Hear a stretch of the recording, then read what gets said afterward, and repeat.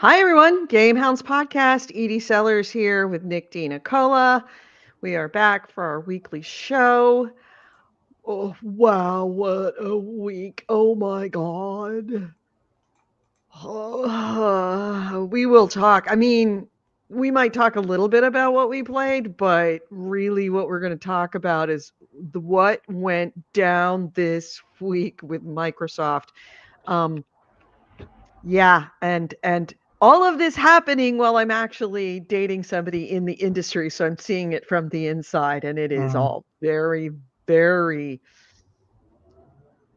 Well, it's a what's whole big different experience when you're on the inside, let's just say. But before we get to that, hi, we're here. hi? Because there's also Listening other to us, news. There's also other huh? news I want to talk about that I think is kind of just as big as the Xbox stuff, but went under the radar because Oh, everyone was so focusing on cued into the that's Xbox stuff. inevitably when stuff like this happens.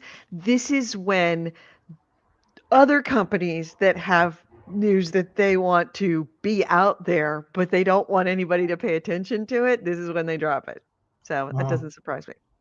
So, uh, let's see. Let's start the show officially, and then we can do what we need to do before we get into everything that is the crap show that has been the last week. So let's start the show. This podcast discusses video games, pop culture, and technology, and these podcasters have big, fat potty mouths. If you're younger than 18 or are easily offended, please stop this podcast now. Oh, and your mom said to take out the trash and do your homework.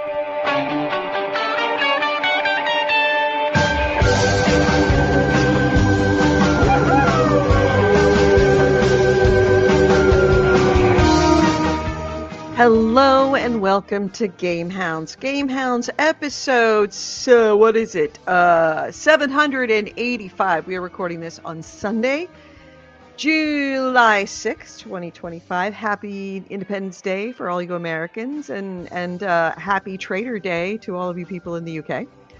I'm Edie Sellers. With me is Nick Nicole, of course. We said that. Okay, so let's catch you up with a couple of things that have happened in the last week. So, Oh yeah, last I week. want to hear this saga of the table. Okay, so last week, did I say it on the show I that don't I think was so. So okay, yeah, so I last was last week here. Edie had just moved into a new place, and she kind of turned the camera and showed it off to me. And the living room, the dining room, whatever, was Mhm, empty. But you said, "Oh, I've got a table that just came in the mailroom." mhm. I'm going to go down after the show to the mailroom. Yeah. So the table came in two boxes. One was the legs and one was the gigantic tabletop, right? So Okay. I go down and there's one box that's the legs and no tabletop. Now we have an oversized room that is also a mail room for big things like that can't fit into lockers, like that tabletop. So I thought, I'll just go in there. Well, the touchpad wasn't working. So I'm like, I'll just have to come back on Monday and do it. So Monday, I'm at work. Monday afternoon, I'm at work. And I get a call from the apartment complex saying, "Hi, just wanted to let you know that you have a package that's been sitting out in the street for the last 24 hours." Hmm. So I had to go driving around the whole complex to find out what gate they left it in front of. And they left it Oh, in front of a jeez. gate that was literally on the street for 24 hours. So I get there. There is my gigantic box with my tabletop torn open, and you can see that somebody pulled it out to see if they wanted to steal it, decided it was too heavy and not really purposeful, so they stuffed it back in, but scraped the shit out of it. Oh. So I brought it upstairs. I open it up the rest of the way, find out it's actually the edge has been broken. So I call up the company. I'm like, look, I don't know. I know this is going to be a big fight, but, the FedEx, for some reason, delivered one of them to the mailroom, but didn't deliver the second box to the mailroom. They just dumped it on the street. And they're like, and I'll give credit where credit's due. The company I bought it from was Houzz, Houzz. It is a like Wayfair. It's a consolidator. It is a middleman for a lot of other companies to buy stuff. Okay. They were fantastic. I Oh, sent cool. them the pictures, and they said, "What would you like to do? Would you like to return it? Would you like to have a keep it and have a discount, or would you like to have it replaced?" And I said, "Well, I'd really like to have it replaced, but I understand if you can't do it. If you can't do that, I'll take a discount."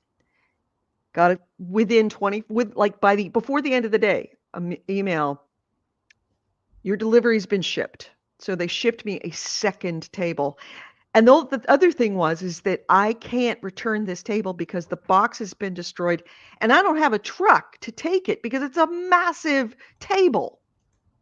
They let me keep the table. And The they broken sent me a new table. one. The broken table. What are they going to do with a broken table? Right, but usually if they're going to replace something, they ask for the original to be returned because they don't want people to commit fraud, to get two tables for the price of one. That makes sense. But if you showed them the pictures, I'm sure they Right, I saw showed them the pictures. this is Yeah, busted. It's going to cost more to take this back than whatever we could do with it. right. So they're just like, let her deal with it. Yeah. So they sent it, and without question, it's like, "No problem, here you go." I'm like, "Oh my God, I figured this was going to be a huge fight." But instantly they sent me another table. So I get a notification it's coming on Saturday. Well, it didn't come Saturday because of 4th of July. I get a notification this morning it's coming today. Great. I'm checking my phone this time. I'm checking my phone. And I get a notification from FedEx showing me my table has been delivered and showing me a picture of the table. Dropped outside the gate on the street on the other side of the complex, not even the original place, the other side. So I jump in the car and come over to come get it. So now I have, I don't know if you see it. There we go. Yeah. Yeah, there's table 1 and other table 2 is back there in the other room. So now I have, whereas I had no table before, I now have 2 tables. And now I got to figure out what to do with table 1. Firewood. You've got a fireplace. It's not like unusable. It's just kind of broken a little bit, like jacked on one side and then a scrape. And that's all it was. I expected them to make me keep it because it was still usable as a table.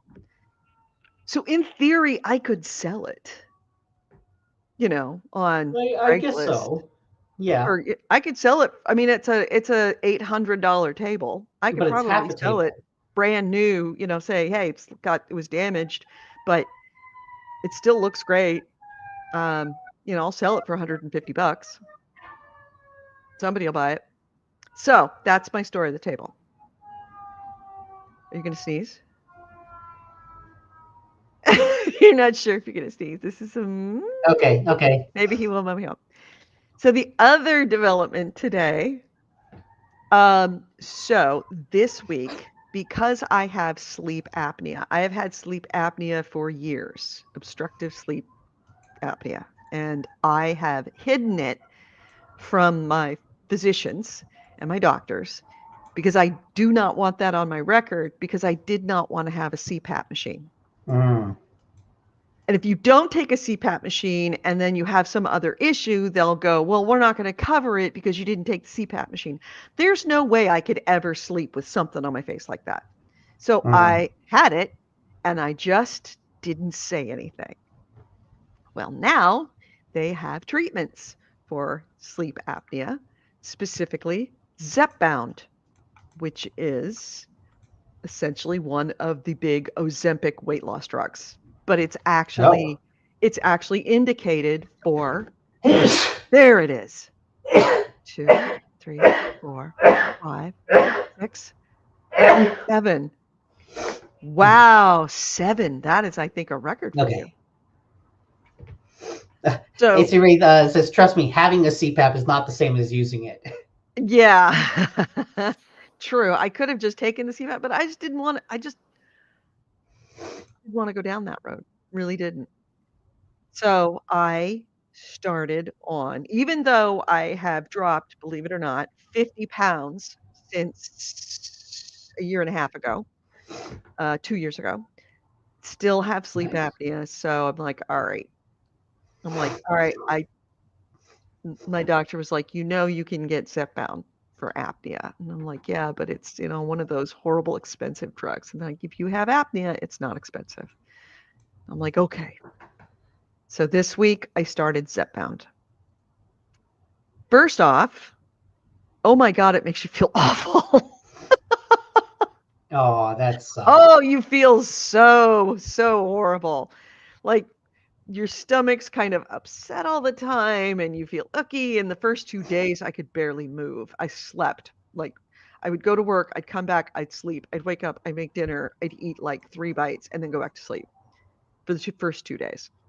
The other thing, and I do not know if this is connected to that or I have a genuine case of food poisoning. Mm. But last night, I got something that looked a whole lot like food poisoning. So if I just get up and disappear, there's a reason for it because it is still going on. It has been going on since 11 o'clock last night. I did not get a lot of sleep, let's just say. Because, I mean, it's one thing if you're going to like screw up your own bed, but you don't want to screw up your boyfriend's bed. That would be I mean, if very you're gonna awkward. shit the bed, make sure it's your own bed you shit. Yeah. So yeah, that's where I am right now is feeling horrible, trying to Oh. drink fluids because I am horribly dehydrated. Um and I had a little bit of food today, which is good. I was able to actually ate half of a tuna fish sandwich. Maybe the other one that I'm kind of looking at thinking really should eat it, but I'm so not hungry. So that's that is the latest things that have been happening in the world. Ooh, having a AC Ray rough says go of mine it. has a big problem with water regulation. It flooded me on the lowest setting. Now the water doesn't work at all. Which was it? What is it you CPAP talking? machine? The CPAP machine? Oh yeah.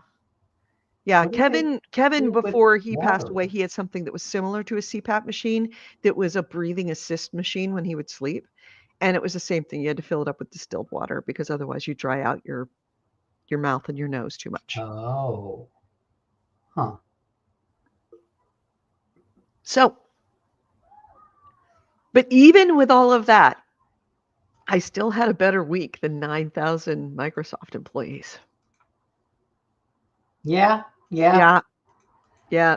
And it is such I mean, I've always felt not bad, but I've always had deep sympathies for cuts like this, for big, like massive um uh industrial cuts like this.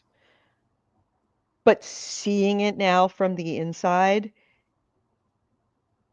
it's really a different experience than I have had in the past. And hearing inside stories about how stuff that makes sense because up until 2 months ago, Chris worked for the initiative and was laid off from the initiative, was one of the round of 13 people who lost their jobs at the initiative 2 months ago. And he was hired this week. He signed on Monday. Sorry, on Tuesday. He signed on Tuesday his employment contract with Sledgehammer. On Monday is when a bunch of people lost their jobs.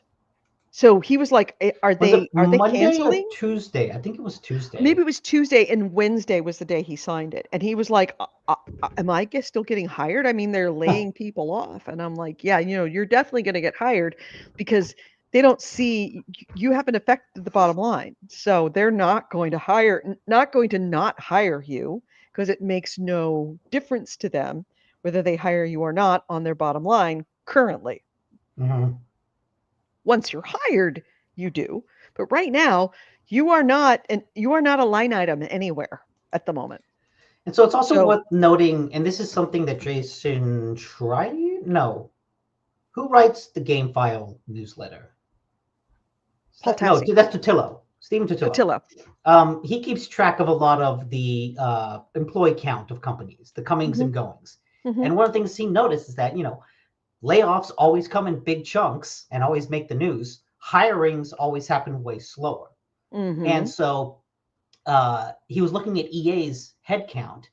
And if you just look at the headlines, it seems like EA has cut its numbers, but its headcount actually increased by 800, like year over year, even with all these layoffs, because they've hired people to replace that. So, yeah, being hired in the midst of mass layoffs is not unusual. Like it's different teams need different things at different times.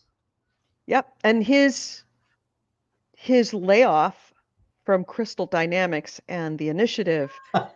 When you get fired at Sledgehammer, do they use the hammer or is it the axe? They got the axe. I can definitively say it's the axe. They didn't get the hammer, they got the axe. Chris got the hammer.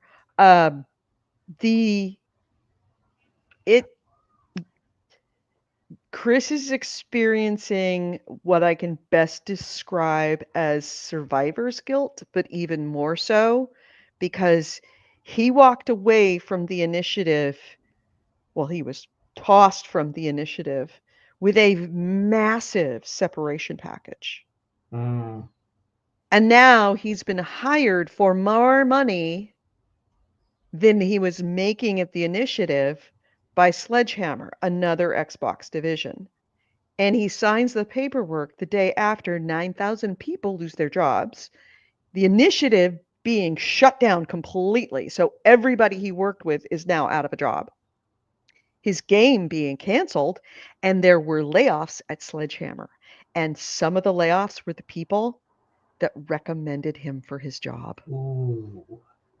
That he was actually going to rely upon to actually say, hey, I'm not quite sure how this engine works this way. Can you explain it? And that they would explain it the to people him. that would help him out. People that would help him out to get him up to speed. And they're gone. So it's not just like survivor's guilt. It's like the people that recommended you for a job and got you a job got fired. And you got an amazing job, a better job than what you were applying for. Yeah. He applied for a fairly low-level position, and they made an entirely new position for him that is a senior level position. So, yeah, he didn't have a very good day, even though he's actually walked away making more money this year than he's ever made in his life, other than, like when he worked at EA with huge bonuses and stock options. But like paycheck wise, he had a very bad day the day he signed his contract. Yeah, that makes sense. But it's also worth remembering that, like, what is he going to do about it? Yeah. I mean, there's nothing to do. What would he possibly do? Survivor's guilt is real. It Oh very yeah, much absolutely. And he didn't get food poisoning too. I know he didn't get food poisoning. Son of a bitch. Yeah, and we ate the same thing, so I'm not sure it's food poisoning, but whatever it is, it looks like food poisoning, feels like food poisoning. Maybe it's not food poisoning. Anyway, so that happened, and we will talk about it at length. And the other nice thing, and you'll have to wait until news.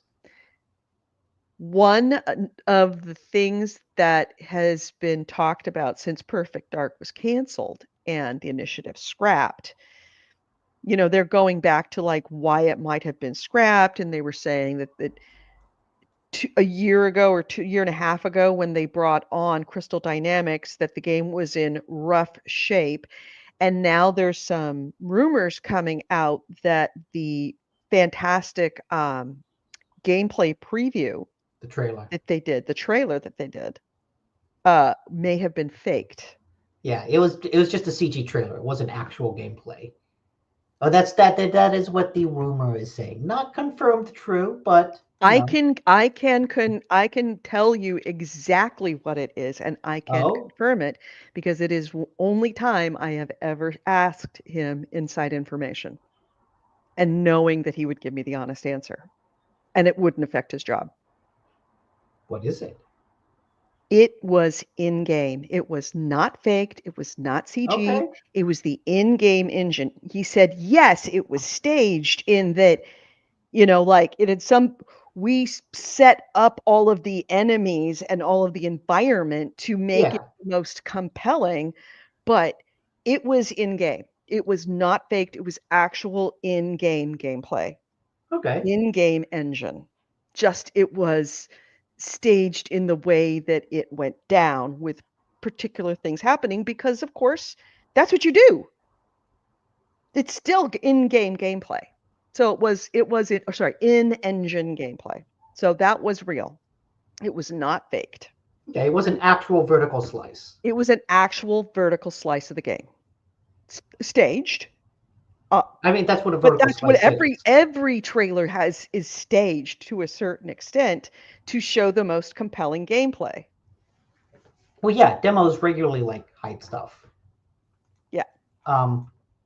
Okay, wait. Coy Wallace asks, wasn't here if it was covered. What do crowns number 1 and 2 mean? What do you mean? What crowns are you seeing, Corey? I don't have any crowns on my screen. Yeah, I don't see anything here for that. So yeah, let us know.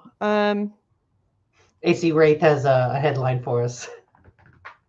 Some fakery, but quite a lot of it was legit. I think if there was fakery, it was the staging. But I don't consider that fakery. YouTube chat room. YouTube top fans. Oh. AC Wraith says YouTube top fans. It started recently. It's in the YouTube chat. Okay. AC, who's our top YouTube chatter? That'd probably be Corey. Well, I can't imagine it's not AC Wraith. But is he on YouTube chat? He's on YouTube chat. He's on all chats. He's everywhere. Okay. So yeah, so it was an actual vertical slice. So it wasn't that the game was horribly in a bad state, but it was still bad enough to get canceled because. Well, it was in a rough shape, but that's why they brought the initiative on. That's why they brought Crystal Dynamics on to get it out of rough shape. And it wasn't in rough shape. It was obviously not going perfectly. Otherwise, they would not have canceled it. Corey Wallace says he's 2, I'm 1. I'm 1, he's 2. Okay. No, I'm 2, he's 1. So of course, yeah, AC Wraith has to be number 1. Okay. But Coy says he's in first place from link spamming. Coy is the legit heir for the rebellion. True. Let's see. Okay, so. Okay. We'll get what into it. What did you play this week? Oh, okay. I played Death Stranding and Bionic Bay. All right. That's it. Death Stranding maintains a really fucking cool, weird ass game that's like, delivering packages is so cool. Like, it's just such a good loop. And as I'm driving along, I just think like, how the fuck did Kojima make a game in which I'm just a mailman?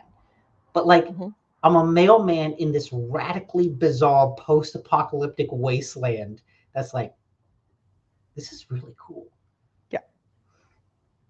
I'm learning how to skateboard on floating carriers, so that's fun. Nice. What's this Bionic Bay?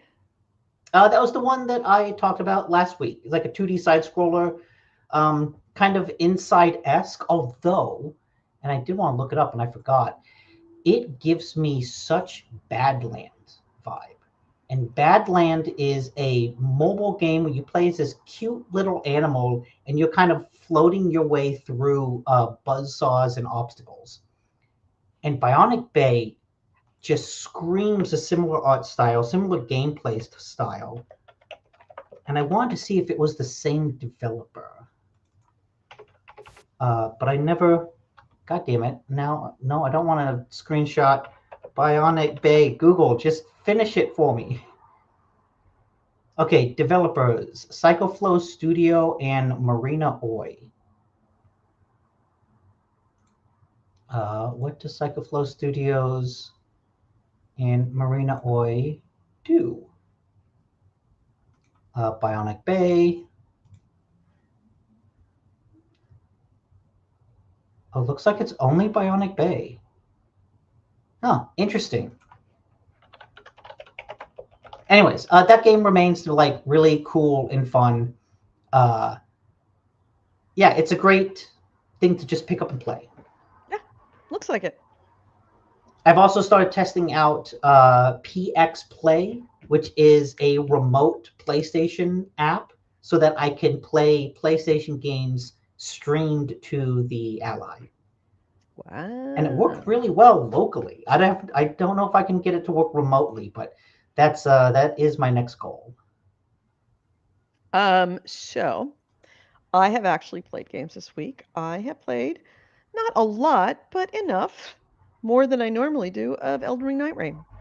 Still have not killed my second boss. I didn't join you last night, which I feel bad. I'm sorry, I never responded to you. Yeah, I played 4th of July and I played yesterday. And still have yet to kill my second boss. That's fine. I haven't either. Yeah. Have you killed you've killed the first one, but not the second one, right? Yes. Yeah. I came so close last night. So close. But then we just went down. Sucked. Oh. But yeah, so it's still fantastic. Absolutely love it. I want to branch out and try some other characters now, some other like roles. But I'm still on Deadeye. But man, I have so much fun with Deadeye. So much fun. That's good. Like you found your guy. There's nothing wrong with that. What? You found your guy. Yeah, I found my guy, but I haven't tried any class. other guys. I have a feeling I'm going to like Berserker a lot more than Deadeye, but I am enjoying Deadeye quite a bit. Okay. All right, so shortest ever, but shall we go to news? Because oh my God, there's so much news. Oh, all right. So let's hit the news. This is the GameHounds news, the news, views, and commentary of the week in gaming with Gamer 80 and Nick DeNicola. And our first item is. You want to start with the good news or the big news? No. We got to start. I want to end on good news anyway, but we have to start with the big news that. I mean, I'm amazed it is still taking over the news feed, the video game news feed. At least on my news feeds, it's just nothing but that. So yes, if you have living under a rock and might have missed it, Microsoft did indeed finally announce its layoffs. It was rumored. We talked about it last week. It was rumored that there would be more layoffs. This is now the 4th round of layoffs. This is the biggest layoff that they have had since 2023 when they laid off 10,000. They laid off 9,000 employees. Now, it was originally suggested that it would be middle management and sales. And no, it seems that it is not. It may be mostly sales within Microsoft and Xbox. In Xbox. But they said at least 40%. At least 50%. 45%. At least 45% of those 9,000 layoffs were developers and directly related to games. The 9,000 is not for Xbox. The 9,000 is for Microsoft. Microsoft, right. The number for Xbox itself is, I think, a lot. 2,000? Huh? Was it 2,000 or was it less? 4,500. 4,500, okay. Yeah. So, a lot of people. So let's go over it. There's I actually had to find an article about what all got canceled because it is a very, very long It's list. over 9,000 now. Yeah. Worst Dragon Ball Z reference ever. Oh, really? You don't know the GIF? No. I guess you never saw it. You didn't see Dragon Ball. I'm talking to a Luddite. I'm talking to a boomer. I'm talking to a foolish I am not, person sir, who- I am not a who did boomer. not grow up with I the am magic not. and the deep cinema of Dragon Ball Z. How do you not know Dragon Ball Z? I am not a boomer. I am Gen X. I'm the ones that got screwed over by the boomers who actually didn't raise us properly, let us go feral. A lot of us died or were kidnapped because our parents weren't around. And the ones that had survived were tougher than anything else because we raised ourselves. Anyway, that's a whole other rant. Okay, Point so is, let's you go don't know over Dragon Ball what Z. was. I don't know Dragon Balls. That is true. That's absolutely true. Okay, so So let's where see. to Around begin? 4% of its workforce, roughly 9,000 people. The gaming division, which was they said was approximately 50% of those 9,000. Here's where it all came down. Elder Scrolls Online, ZeniMax Studio, it was hit with layoffs to such an extent that they had to cancel that unannounced MMO that was codenamed Blackbird. That being said, apparently now rumors are coming out that Phil Spencer, when it was shown to him recently in a close like where they're at and they showed him a demo of it, he couldn't stop playing it. Yeah, I heard that he said it looked like it was in a good state. Yeah, it was in a good state.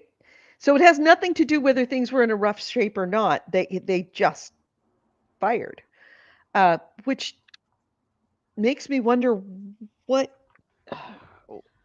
I mean, It it brings seems to like question what is in Microsoft's head, because if they're not making hardware and they're not making games, what are they making? it seems like they were canceling projects that they don't think had the potential to like make the budget back. Right? They're canceling stuff even deep into development that they're like, we don't think the audience is there. So apparently Perfect Dark was troubled enough that No, we're talking. Let's say with ZeniMax. Okay, we'll say it was ZeniMax. Yeah. So like MMOs are hard to get into. You know, it's the era of live service. Elder Scrolls Online got off to kind of a shaky start. Took a while for it to catch fire, but it's made them a lot of money. Yeah, but don't. You're thinking in long-term effects. We can't do that. We don't do that here. We don't think years in advance. We only think months in advance. Right, exactly. So in addition, so yeah, I believe Fior, that they canceled the MMO because they don't think the MMO would have taken too long to catch on. Right. Or maybe they didn't want to expand the team. Although I also did read something on, I think Tortillo was talking that one of the reasons that they closed not Platinum Games, they shut down the studio that made Hi-Fi Rush. They cut Arcane Austin. Okay, yeah, and the one that did Hi-Fi Rush. Damn it, I know the name. I've been talking about it constantly. But anyways, they shut down those two studios in part to justify Tango Gameworks. Yes, they shut down those two studios in part to justify the increased headcount for the new MMO Blackbird. So it has we need to staff up on Blackbird. We need to cut staff here to justify the increase over here to keep the overall numbers the same. Except then the MMO ends up getting canceled anyways. Exactly. So yeah. By the way, apologies. I consider it to be rude to eat on a podcast, but as I said, it's been a rough 24 hours, and I need to put calories in my body, and it just hit me that I'm actually can eat now. So I am taking advantage of that moment rather than waiting. So apologies. So ZeniMax and studio head Matt Führer, who's been with the company for 18 years, he is leaving the company. So on top of that, wasn't one of the layoffs, but he's leaving the company because there's not much of a company left. Which then really begs the question of what support Elder Scrolls Online will have, because exactly, as Coy Wallace is saying, like they split their big update for this year, like over a period of time. Are they just gonna? Is that gonna be the new technique going forward to spread out content? Probably. They don't have a lot of people left to do that kind of stuff. By the way, Joseph Burba is taking over as the studio's new head, so it's not like they're without their head, but and it's somebody from within. But even so, that sucks. All right. You just have to eat mystery foods like the weird soda. Oh, I can't eat the weird soda. No. I'm just going to eat the other half of my tuna fish sandwich because I need to eat. All right, so next is Bethesda. It was also hit, according to LinkedIn's posts shared by those impacted. We don't know how much. We don't know how much in any of these in general, but we don't know how much with. Well, we know how much for the initiative. With ZeniMax. We know how much for the initiative, yeah. But ZeniMax Studios, we don't know how many people lost their jobs. Bethesda, we don't know how many people lost their jobs. But according to LinkedIn posts, they said a significant amount of employees, including a bunch of longtime veterans who had been with the company for more than a decade. So it was not inconsequential. And that's the kind of thing explicitly that, like, really makes me question the whole logic of this in the short term, the short-sightedness of this, right? Is because if you're laying off all your veteran developers, that's a brain drain. And that hinders your ability to make the things that you made before in the future. That's what I'm saying, is that if you're not making hardware and you're not making games, what are you? Are you a gaming division? Because this is going to significantly, not just the amount of games that they canceled, this is going to significantly and for years affect their ability to make games. Well, yeah. And you want to know, like, the greatest darkly hilarious irony of all of this? This is the exact same thing that happened before with Matrick. Like, after the 360 era, like, as they were kind of building up, they had a lot of exclusive stuff planned, but a lot of those third-party exclusives fell through, and a lot of their first-party development kind of shut down, and they just kind of had this gutting of their internal studios, so that when the Xbox One comes out, it just doesn't really have. Well, I think maybe the one is where they had exclusives, but that's also where they started cutting a lot of the talent because PlayStation is outing us. Outselling us. We need to cut costs. So when you get to the Xbox Series generation, they have no internal development studios left. So they go on a buying spree to buy a bunch of stuff, except it doesn't help. And so now they're back to the gutting phase. But if somehow Xbox survives another 10 years, I guarantee you, circle back around and they'll start buying developers again. Hey, M&A again. It's all about the M&A. How much is Larian going for? How much is Warhorse going for? Right. So then, of course, the big news we talked about, the initiative. Not only was Perfect Dark, the game that they were working on in conjunction with Crystal Dynamics, affected by being canceled, which is a shame, but they actually shut down the initiative entirely. So that was all of the people that were part of Microsoft that lost their jobs.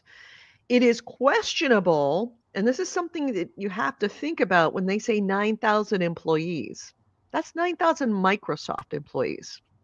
I have a story about that. The initiative was not entirely Microsoft employees. There was a very large amount of them, Chris having been one of them, that were contract, that Microsoft went and got a contract with Well, they weren't contract, they were employees, but it was part of a contract between Microsoft and Crystal Dynamics, bringing Crystal Dynamics on for their talent to be able to do Perfect Dark. So they kind of created this division that was a kind of hybrid of Crystal employees and Microsoft employees. So the Microsoft employees lost their jobs. But here's the thing, not in those numbers of 9,000 Microsoft employees are not an inconsequential amount of employees from other studios that were contracted or actual contractors themselves whose contracts were not renewed. So it's I also can not. guarantee you, that Crystal is going to have layoffs again. They're going to have layoffs again. But yeah, they lost a big contract. Because they lost a big contract and now they have too many people for what they're working on. They can't bring everybody back to do Tomb Raider. They probably should. They should, but they're not going to. They're going to have additional job losses that are not part of that calculus of 9,000 employees. So when you say 9,000 employees, you actually mean a shit ton more than 9,000 because it has ripple effects throughout the industry. Golly. Video games are dying. DICE of the future. Yeah, nobody got fired from DICE today, did they? Still have all the sides. Wait 6 months until Battlefield 6 comes out, and then let's see what happens. True. All right. But on your topic about that 9,000 covering employees, John Romero, co-creator of Doom. Right. Him and his wife Brenda had created Romero Games, where they were creating a new first-person shooter game. Mm-hmm. That same day that Microsoft had its layoffs, they announced that they had lost funding for their game, right, and had to let everyone go. And at the moment, Romero Games just said this was a strategic decision made at a high level within the publisher, well above all visibility or control. Mm-hmm. Since that statement, some of the employees that have been laid off explicitly confirmed, yes, Microsoft pulled the funding, and that is why we lost our job. Right. And none of them were Microsoft employees, right? They're not part of the 9,000. It's basically Microsoft funding a game that had yet to be announced, that was canceled, and so as a result of that, it's like what you talked about with what could happen with Crystal Dynamics is exactly what happened with Romero Games. Right. Yeah, I would imagine that there's going to be ripple effects. An not unconsequential amount of people that end up losing their jobs at Crystal because of this. All right, so moving right along. Rare. So Rare was working on Everwild, which was an action-adventure video game, and Everwild has been shut down. An unknown number of developers were let go. This is according to VGC, Greg Mails. Rare. And at least this game makes sense. Mm-hmm. This is a game that was first shown off a decade ago, had like a very public, oh shit, this isn't working out well, we need to retool this, and still hadn't seen anything about it. Mm-hmm. So it makes sense that this is one that would get canceled. Yeah. But in addition, Greg Mails, who was Rare's most experienced game designer, he'd been with the company for 35 years. He was responsible for Donkey Kong Country and Banjo-Kazooie. He's left the company as well. So talk about brain drain. There's a big brain that got drained out of it. Mm-hmm. Coy Wallace says Banjo-Kazooie 4 is now canceled, but I think it's adorable that you thought there was a Banjo-Kazooie 4 at all. Microsoft, Xbox was not going to make a platformer. Mm-mm. A cute mascot platformer is just not in their DNA. Nope. They tried it with Inks and it didn't work. So the next one is King, surprisingly, because I thought King printed money, but apparently not enough money. It does print money. Yeah, well, Jason Schreier reported that King Their Stockholm-based division and the developer of Candy Crush is laying off 10% of its workforce, about 200 employees. So that's not a small amount. I mean, 10% is a big amount, especially for something that is doing well. That's what's really bothering me. It's not just games and studios and, like divisions that are struggling. It's ones that are doing well and actually making money are getting cut. Also, Blizzard. Blizzard, according to their official statement and social media posts from affected employees, revealed that most of the Warcraft Rumble team has been laid off. So as a result, Blizzard is going to be winding down that game's development. Which There's going to be no new content, but on top of that, some of the people that they let go were the World of Warcraft social media team, which sounds like it's not important, but it's really fucking important. Those social media people were very, very good at their jobs, and they connected the players to the game. And when you're talking about an MMO, it is very important for players to be connected with their game. They did a lot of memes that went around the community. It was just, they were top notch of what they did. And I'm sure that Microsoft thinks that it can outsource. You can't outsource relationships like that to your community. So unfortunately, I think that they shot themselves in the foot there as well. Yeah, I did have to look up what Warcraft Rumble is. I have no idea. I had never heard of it before. Apparently, it's a Warcraft-themed tower defense game. Oh. That sounds stupid. Wait. He said they actually put out Banjo 3 after they were bought by Xbox. Wait, what was Banjo 3 was the Lego nuts and bolts, right? I don't know. That's not quite the same as a platform in my mind. Also, that was before. I don't know how I was going to finish that sentence, but yeah.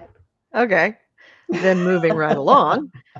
Raven Software. Yeah, I mean, if you thought Call of Duty was going to be immune to layoffs because they, like King, print money, you'd be wrong. Raven Software, Call of Duty developer, they were the ones that collaborated with Infinity Ward and Treyarch for Warzone and Black Ops Cold War. Yeah, they led the development on Black Ops 6, which is the most recent one that came out. They got hit by layoffs. We don't know exact numbers, but some. Then Sledgehammer, another Call of Duty developer. They did Advanced Warfare, World War II, Vanguard, and Modern Warfare 3. They're due to have their game come out in 2027. They got an undisclosed number of job cuts, and I can say that it is significant. I've been given the impression that it is significant, and many of them senior level people, not management people, senior developer types. The brain drain is real. High Moon Studios. That's the trio that's rounding out. High Moon is owned by Microsoft? Yep. So they have also, they're a Call of Duty developer as well. They're... No, wait. Is it High Moon? I thought High Moon did Ori in the Blind Forest and No. High Moon does what did it do? Call of Duty. Oh yeah, you're right. They've been a support Activision. Studio for years. Then who did? Yeah, what did they work on? That's Moon Studios. They did work on Black Ops 6 with no. My confusion. High Moon Studios works on Call of Duty. Moon Studios made Ori and the Blind Forest. All right. All these moons. Then let's see. We did High Moon. Turn 10 also. Percentage-wise, I think that they're the ones. And this is another one I don't get. Forza makes money. Forza has also been one of the few developers under Microsoft's guidance that has put out games at a consistent rate. Turn 10 and Obsidian, like they have put out more games in the past 2 years than half the other studios than combined. a lot of other companies have put out in 10 combined. It's like just this year, Obsidian has 2. They had Avowed and they have Outer Worlds later. So yeah, I'm curious what that means about the next Forza game, because I feel like it's about time for there to be another Forza. Well, it's questionable about whether there will be another Forza because they lost half their staff. I think that speaks to the fact that we're not going to see Forza titles. They're going to turn Forza if they haven't already. I mean, for all intents and purposes, it's almost a live service game as it is. It's just going to be Forza live service. And you don't need to you need developers to make live service. You just need, people to make skins. Oh, no, but that's the thing. Live service demands more developers, not less. That's the catch-22. Right. But in this case, they don't even have the people for that. They lost half their studio. Yeah, so it looks like Forza Horizon 5 came out in 2021, and that's like the more arcadey games. And then Forza Motorsport, which was a reboot of their sim version of it, came out in 2023. So it was about time, because they went 2005, 2007, 2009, 2011, 2012, 2013, 2014, 15, 16, 17, 18, 21, 23. Like, they churned out stuff. Yeah. They were prolific, to say the least. Maybe Forza Motorsport just sold like shit. I can't imagine. I mean, it was very much a niche thing, but it did well. I mean, yeah, they sold well enough to be making games every year for almost 2 decades. And then finally, certainly not. Actually, not finally. Sorry, still going. Another part, page 2. The end of this page is Halo Studios. So that's formerly 343 Industries. They lost at least 5 people. According to Engadget, that even before the layoffs, there was tension with many developers dissatisfied with the quality of the Halo Studios in production games. This is a quote from the article that he wrote. I don't think anybody is really happy about the quality of the product right now. They said, there's been a lot of tension and pep talks trying to rally folks to ship. The studio recently teased that it would reveal what it's been working on this year at this year's Halo World Championship in October. So, I mean, that's not a lot, at least 5. It's not a lot, but it's not an inconsequential amount. And depending on who they are they all senior people? Are they all redundant people? Who knows? And then... here's AC Wraith had a link from an IGN article that says Forza Motorsport team is no more after the layoffs. So then I wonder, remaining staff left to support the Horizon side. If they laid off the entire sim team and are only doing the arcade Horizon spinoff now. Right. That makes sense. Which would be a little wild, because as I was looking at the Wikipedia, Forza Motorsport 2025, when it came out, of 2024, when it came out on PlayStation earlier this year, it became the best-selling game of April on PlayStation. And then I don't know if I call it finally, because they're still coming out. We're still figuring out who lost their jobs. It's not like they, issued a release of how many people and how many divisions and how many studios. So only it's being extrapolated by LinkedIn posts and LinkedIn posts and like management emails to people, right, that are being leaked to reporters. Yeah. But so far, the last on that list is State of Decay. They're the ones that did. Sorry, Undead Labs, who did State of Decay. Okay. Sorry. Go on. I got shit. Okay, so a bunch of developers there have an unknown amount have announced that they were canned, which, like State of Decay has, from the beginning, Undead Labs has done a fantastic job of creating this very small, relatively inexpensive game to make that had a lot of people playing it. So I think that this might be the end of State of Decay. See, I have the opposite. I'm like, why the fuck was that studio not shut down instead of the initiative? Because they've been working on State of Decay 3 for like 10 years. When was that game showed off? And there's been nothing about it for that time. Yeah, I mean, I guess I didn't realize it's been that long since they announced it. Oh, it's been, let's see this. State of Decay 3.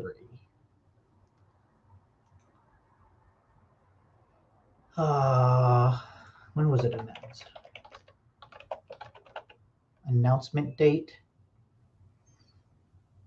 Was initially announced at the Xbox Game Showcase in 2020. That's only 5 years. Rumors suggested an early 2026 release date after a delay from 2025. Okay, so it's due out. It's coming up next year. Yeah, we'll see though. Like they showed it off, and then just nothing.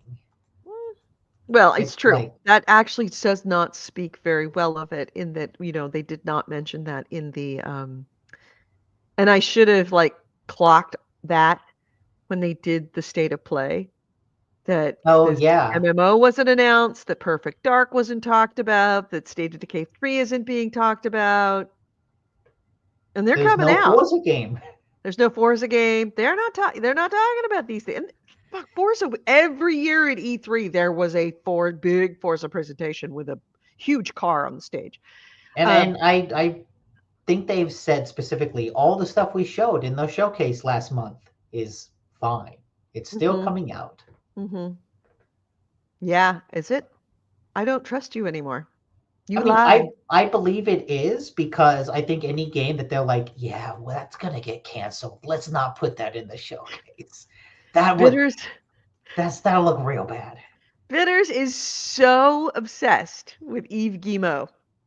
We've got an Eve story. Do we? All right. Well, we'll talk about that later. Maybe they're gonna do FIVESA. Oh, really? Did you just do? Did Goalie text that to you? Because that's a full-on goalie joke right there. All the people who were laid off from Turn 10 need to go create a new studio named FIVESA. No, call it Turn 11 and make FIVESA. So yeah, all kind of bad. And on top of it, interestingly enough, I had, throughout the week, I will send myself little links to go, okay, this is for the podcast. We're going to be talking about it. Did you hear the news about one of the founders of Xbox and the video that she did that she posted to YouTube? Probably, but I don't know it off the top of my head. Yeah. All right. So, really, really interesting. It's about 12 minutes long, and if you look it up, it's certainly easy to find if you mention her name. YouTube. What's her name? Laura Fryer, Fryer. She worked as the director of Xbox Advanced Technology Group back in the 2000s. So she was one of the founders of Xbox. She was the executive producer on Gears of War and 2 Human as well. And her video came out before the layoffs were announced. And she actually said in the video that, they're announced that there's going to be layoffs, and they say it's mostly going to be in the sales division. She said, but I don't think it's going to be, because there's a lot of games that weren't in that state of play. And if I was working on a game in the state of play, I would be a little bit concerned for my job right now. She actually said that. I mean, and that was what, 48 hours beforehand? And she clocked it right. Look, I guarantee you, everyone working on a game that was announced at the summer showcase, they are safe until the game comes out. But then once it comes out, no matter how critically acclaimed it is, Xbox could pull a tango. Yep. So anyway, Laura Fryer released a video, and she's actually got several videos talking about Xbox and how it's changed, and looking at it from an insider's perspective and historical perspectives, saying, look, this is what made Xbox work, and this is what they're doing now. And do I think that is a good evolution for us to do? And she absolutely, it's a very compelling video. But she pointed out that the Rogue Ally is not Xbox everywhere. It's not, because according to reports, and it looks like those reports may be true, none of your Xbox games are going to be on the Rogue Ally, Xbox Rogue Ally. And that's the disappointment. Just the PC games. Because it's important to distinguish. Xbox tries to muddy the waters. They've got, you can play games on your Xbox console, and we've got Xbox on PC. Mm-hmm. Those are the same, right? Well, they're not. Mm-mm. It's the equivalent of PlayStation and PlayStation games on PC, right? Where there's different operating systems that each work with, and so one has to be ported to the other. Right. So you can play, and I think Microsoft makes an effort to have a lot of their first party games on PC and Xbox at the same time now, but there's still a lot of games you can find on Xbox that you cannot play on PC because it was designed for Xbox. I think Elden Ring is actually one of those. If you buy Elden Ring on Xbox, you cannot download that and play that on a PC, even if you have Game Pass, because the game is just not compatible with that operating system. Yeah, you have to actually have two different downloads, two different. Yeah, you would have to buy it on Steam. Buy it on Steam, right?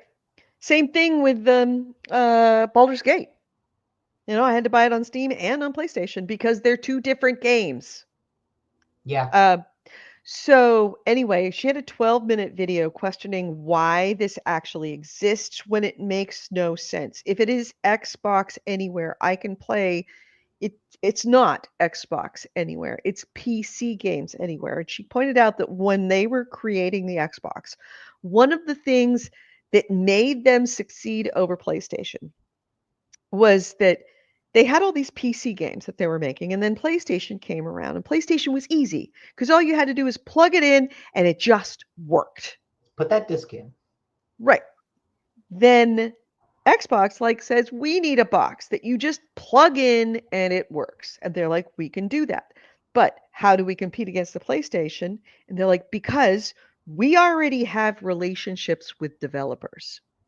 We don't have to forge new relationships. We've had relationships with developers for decades because of our PC relationships. So we can leverage those relationships to make Xbox a very compelling competitor.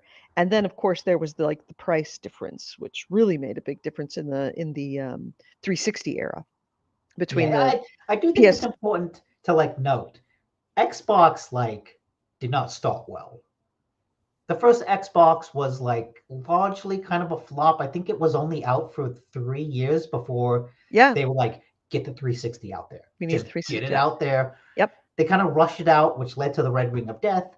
But because it had online features innate in the console, that took them off. Right. That was because they had tons and tons and tons of games.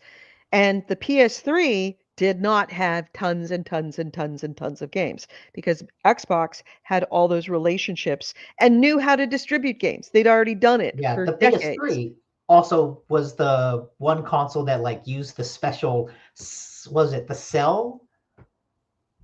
I remember Sony was oh yeah, we've got this cell microchip. We're going to put it in the PS3. We're going to put it in your toaster and in your fridge. And the more cell devices you have, they're going to work together and make faster processing. So if you get a Sony toaster, that will make your PlayStation better. It's like, what the fuck? And that's Anyway. why you still see a lot of PlayStation 3 exclusives Mm-hmm. are not coming out in modern console because it was such a pain in the ass to develop for. Case Mm-hmm. in point, Metal Gear Solid 4. Mm-hmm. There is still no easy way to play Metal Gear Solid 4. Anyways, but that's PlayStation fucking up that generation, which is one of the reasons that Microsoft gave them the step into the industry that they needed. Mm-hmm. She goes on in the video to actually have some very, very interesting quotes about what happened and what went wrong, and whether she thinks this is a good idea to be this rogue ally, and where is this direction in her opinion good? And she's like, no, it's not. They've made zero compelling argument about why you should get an ally. It doesn't play your Xbox games any better than a Steam Deck does. Why would you get it? I think it does. If only because the Rogue Ally plays things generally better than the Steam Deck. It's a more powerful device. Possibly, but then At why least would you the just get a X's. Rogue Ally? That's the other thing that she pointed out. Well, that's the question. Is the price. So when you start a new box that you've created, like an Xbox or a Steam Deck, you've created it, it's new, it's brand new, the first generation is going to be necessarily expensive, or at least the first run of them, because they haven't got their discounts down. They haven't got costs sorted out. They haven't streamlined their supply chain for the parts. And only after time do you start to develop this ability to be able to buy parts in bulk enough to be able to reduce the price. So everything starts out expensive and then eventually the price comes down, right? In theory. The Rogue Ally has already done that. There's not gonna be any, it's gonna get cheaper than $600 in a year or so. Well, They've already gone through that cycle. The thing is, I don't think the Rogue Ally has gone through that cycle. I don't think it's gotten cheaper, but that's just because nothing has gotten cheaper. True. There's other market stuff going on. The PS5 has increased in prices. True. Nintendo, It's hard to call that. You're right. I think Nintendo has even said no, Nintendo did raise the price of the Switch 1 in Canada. Mm-hmm. But considering that what the things that would cause a console or a piece of hardware to get cheaper have already passed that critical point. Yes, it ain't getting cheaper. It didn't get any cheaper, but that doesn't change the fact that they've already gone through that line of demarcation of when it should have gotten cheaper. Now, whether the economics have allowed that to happen is moot. Bottom line is that they've crossed that path where they have got their part supply chains down to as inexpensive as they probably will get. So you're not going to see this Xbox Rogue come out at $800 and then get cheaper over time. It's not going to happen. Yes. I have seen there's a lot of price leaks about the Xbox Rogue, and generally all the leaks have it at the same price as the Rogue is now. Yeah. So that's I think $600 for the base model and then $800 for the X model. Right. With additional prices going up depending on the size of the internal storage that you get. Right. So, which is and that's also the part we don't have confirmation on the price yet, so maybe it could be cheaper. But the high-end handhelds are a very, very niche market in the industry that Nintendo with the Switch has mostly cornered. I think Microsoft's goal with this, because I do think it's a good goal. I do think high-end handhelds are a potential market, just because it's a new device enabled by technology that we haven't had before. Mm-hmm. But it's super fucking expensive. Yeah. And if people got freaked out that the Switch 2 was $450, if you put out a $600 Xbox handheld, that's not going to become a mainstream device. Right. And I think they want to try to make, I think the goal of putting the Xbox name on this niche device is to try to make this niche device into a mainstream device. I think that is the goal of Phil Spencer and Xbox. I think that's what they want. But if it's $600, it will never reach that escape velocity to become mainstream. I think if they wanted it to do that, they need to put the Xbox name on it and subsidize the cost to make it cheaper so that more people want to buy it. Right. So, what was that? Oh, this is her presentation. Okay. I was like, why am I watching World War II? Oh, you're watching blimps go down. Hindenburgs. Yeah, that's why it's her presentation. Okay. So her closing statement, and I highly recommend that you watch this, Nick, especially. I highly recommend you take 12 minutes to go listen to that video. Right. She said, quote, obviously, as one of the founding members of the Xbox team, I'm not pleased at how things are today. I don't love watching all the value that I helped create slowly get eroded away. I'm sad because from my perspective, it looks like Xbox has no desire or literally can't ship hardware anymore. So this partnership is about a slow exit from the hardware business completely. Personally, I think Xbox hardware is dead. I would agree with that. Right. Yeah, she's a very, very, very good video. So I would recommend that you listen to it. The other thing that happened, what? I just remembered, that's, if you could rewind like 30 seconds, the image of Bill Gates and The Rock on stage at the same time. What kind of fucking alternate reality did we come from? Like, what? Bill Gates and The Rock on a stage at the same time talking about a video game console. Yeah. What? That's a bizarre image. It is. So the other thing that came out before the announcements of the layoffs was someone else who was weighing in on what the fuck. By the way, we have a new I didn't bring it up, but we do have a new banner.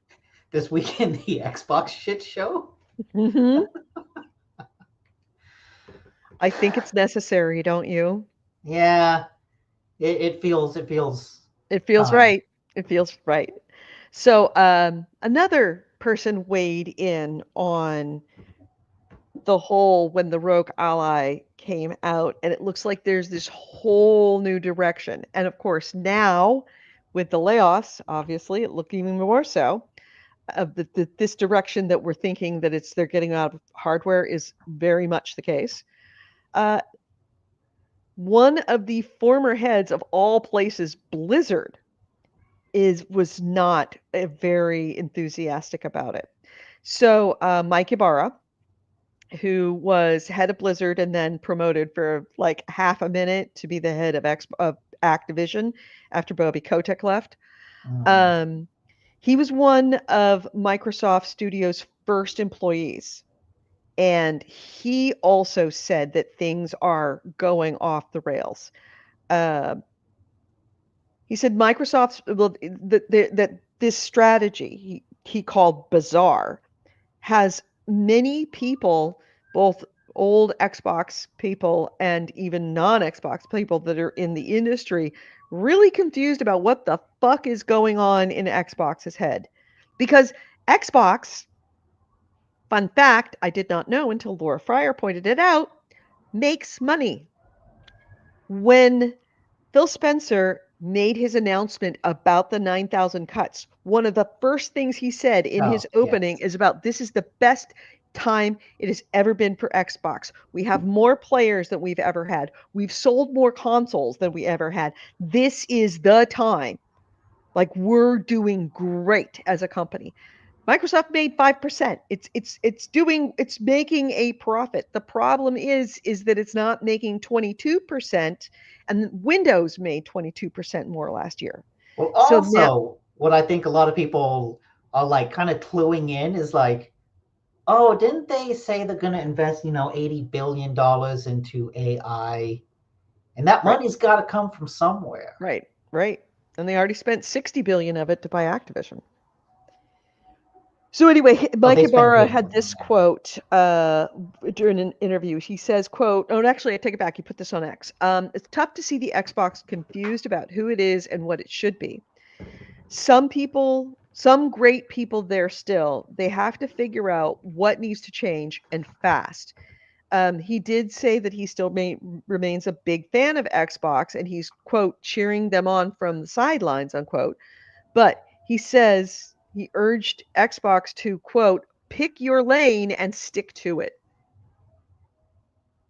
So it's not just us that's like, what the fuck is going on with Xbox? It's people that are actually way smarter than us and way more insiders that have no fucking clue about what's going on at Xbox. It is probably more than just about any other shit show, an Xbox shit show right now. Yeah. I don't know that they know what they want to do at this point. So here's the thing.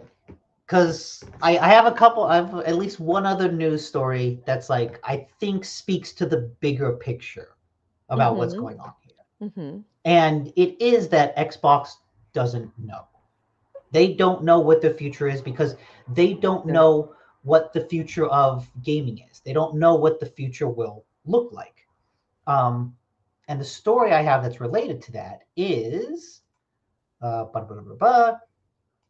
Circana has just released a new poll. Come on, where is it? Not a poll. Microtransactions, former. Did I lose this? There it is. Market research. Circana is a market research company that analyzes the spending habits of young Americans. They just released their analysis for January to April of 2025. And in that, they found that the spending habits of 18 to 24-year-olds dropped precipitously across all categories. It's down 13% across the board, specifically 12% less in furniture, 14% less in technology, 18% less in accessories. Okay, so they just don't have enough money. 18 to 24-year-olds are just cutting spending across the board, with video games specifically topping that list at 25%. It's discretionary spending. It's not 18 to 24-year-olds are poor. They're poor and they don't have enough money. It's not just that, like movies, right? Video games top movies. It's specifically video games jumped. The next highest thing was 18%. And I think that was for accessories. I don't know how they define that. But it's a pretty big jump from 18 to 25.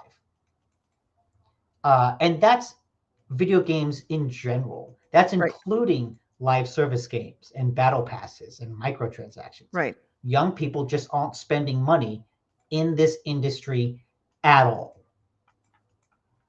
And like you said, that's because they're broke as shit.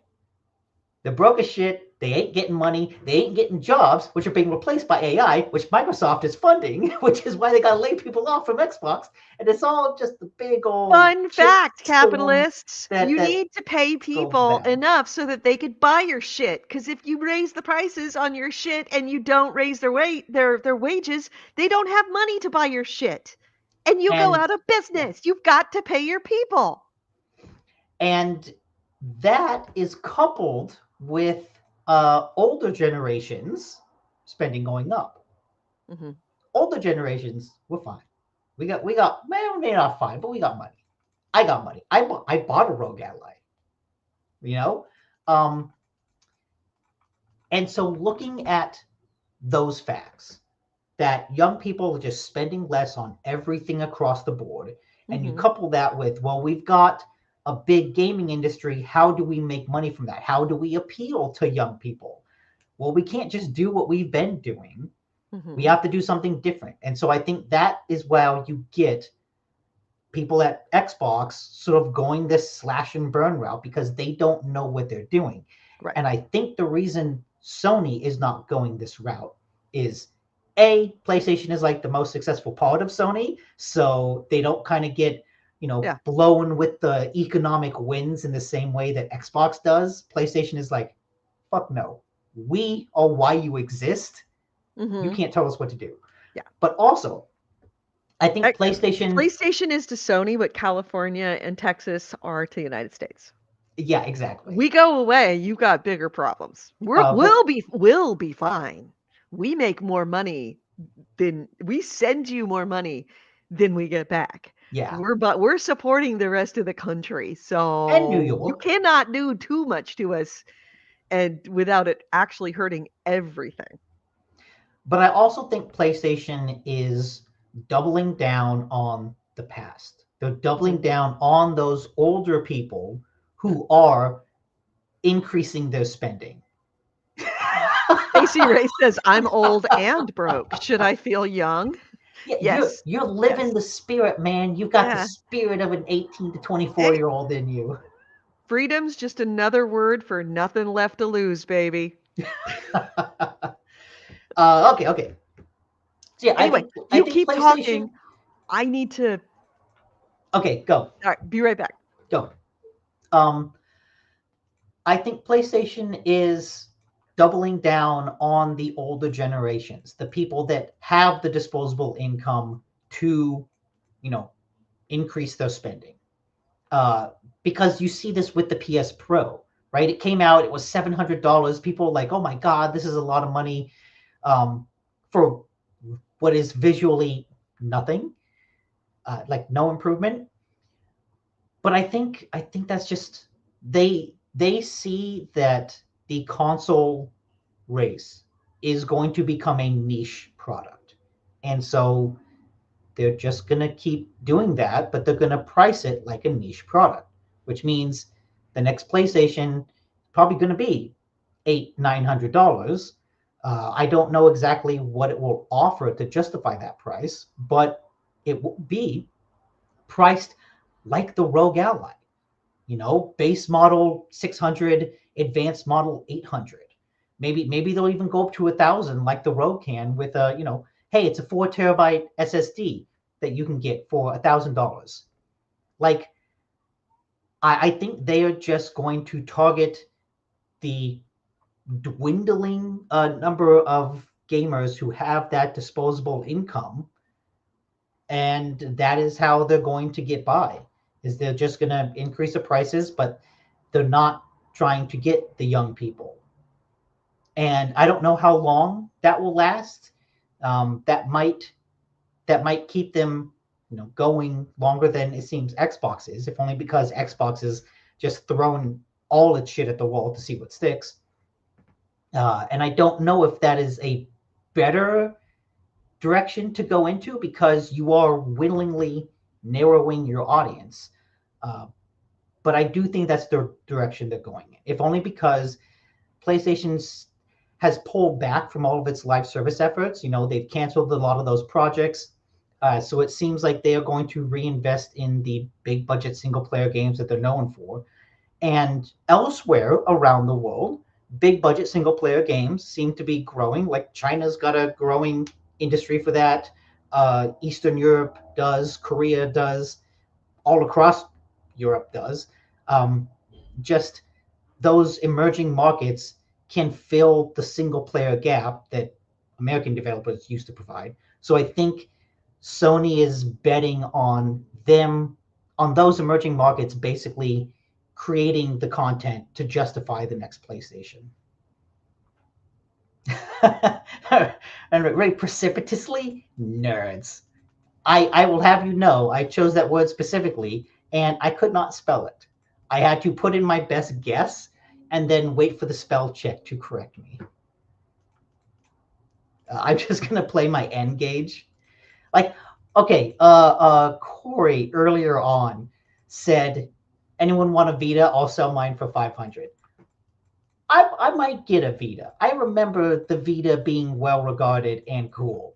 Like, if you're gonna have a handheld, the Vita is an okay one to have. N-Gage, man, come on. I've the Taco Shell. That's the one that's shaped like a taco, right? That was the cell phone. That's just. I think you just need to throw that away. I don't think there's much you can get for an N-Gage. Vita and Wii U winners only. Oh yeah, it was the phone. That N-Gage is the early iPhone prototype. It was. Yeah, Vita and Wii U winners only. That's what we need. We need more Vitas and Wii U's. Well, do we really? So yeah, basically, like a lot of the industry fucked. I think Xbox is choosing to go a very explicitly different route than Sony is. I don't know which one is better because Xbox is trying to aim for the mainstream and doesn't know how to do that. Sony is aiming for a niche audience that they know how to market towards, but is like a dwindling audience. So speaking of which, great segue we'll see to my how other each of those story. plays out. More doom and gloom. That has nothing to do with Microsoft, but it sort of does. It all connected, the circle of life. So a report came out. Let me get to it real quick. EA released its 2025 proxy statement for shareholders. And as is usual, it shows what the compensation for the executive team is. So, congratulations, EA. EA executives now officially earn, or at least the head of EA, Andrew Wilson, he earned just over $30.5 million last year. That includes a base salary of $1.3 million, $25.7 million in stock awards, $2.8 million via a non-equity incentive plan, and $678,000 in other compensation that usually, is things like personal security and stuff like that. I have Stephen Totillo of GameFile had a had an article about this, and he had a chart. And I think it's worth sharing. If you can pull that chart, I would love to see that chart. Here it is. Yeah. Okay, let me take a look at this. Let me get where. It's okay. See those two lines up at the top, the two ones going up and down. Those are the blue ones? Those are the CEO pay. The blue ones and the gray ones. The dotted line and the solid line. Yeah. Okay. Yeah, I see those. The Sorry, I'm on my laptop, so I'd have to like really squint. The ones that you can see are the EA compensation. See those two lines at the bottom? There's lines at the bottom? Oh, there are lines at the bottom. That's the average employee pay. Yeah. Yeah. There, sir, there is your problem. Unless Andrew Wilson wants to buy a shit ton more games, that's their problem. Yeah. What Totillo was talking about is with this chart is the CEO pay is in like millions of dollars, from 42 million to 18 million. The employee average ranged from 90,000 to 150,000. But when you're dealing with numbers of 90,000 to 150,000 and 42 million to 20 million, the employee pay cannot be represented on the same chart. It appears as a straight line because just the numbers are so wildly different. Yeah, you can't make a chart big enough to actually correctly represent any kind of fluctuation in the employee pay because the executive pay is so high. Yeah. Anyway, so Wilson is the highest earner at EA currently by quite a lot. He also netted an increase in compensation from 25.6 million last year. So this year he made 30.5. Last year he made 25.6. So the median EA worker last year, according to EA's pay ratio for the 2025 fiscal year, was $117,302. So Wilson made 260 times more than the median EA worker over the past 12 months. And that's insane because the 2024 fiscal year, The median EA employee made $148,704. So median employee pay dropped, while his went up $5 million.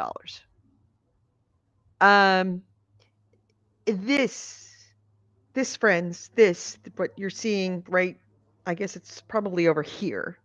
What you're seeing there, that's the problem.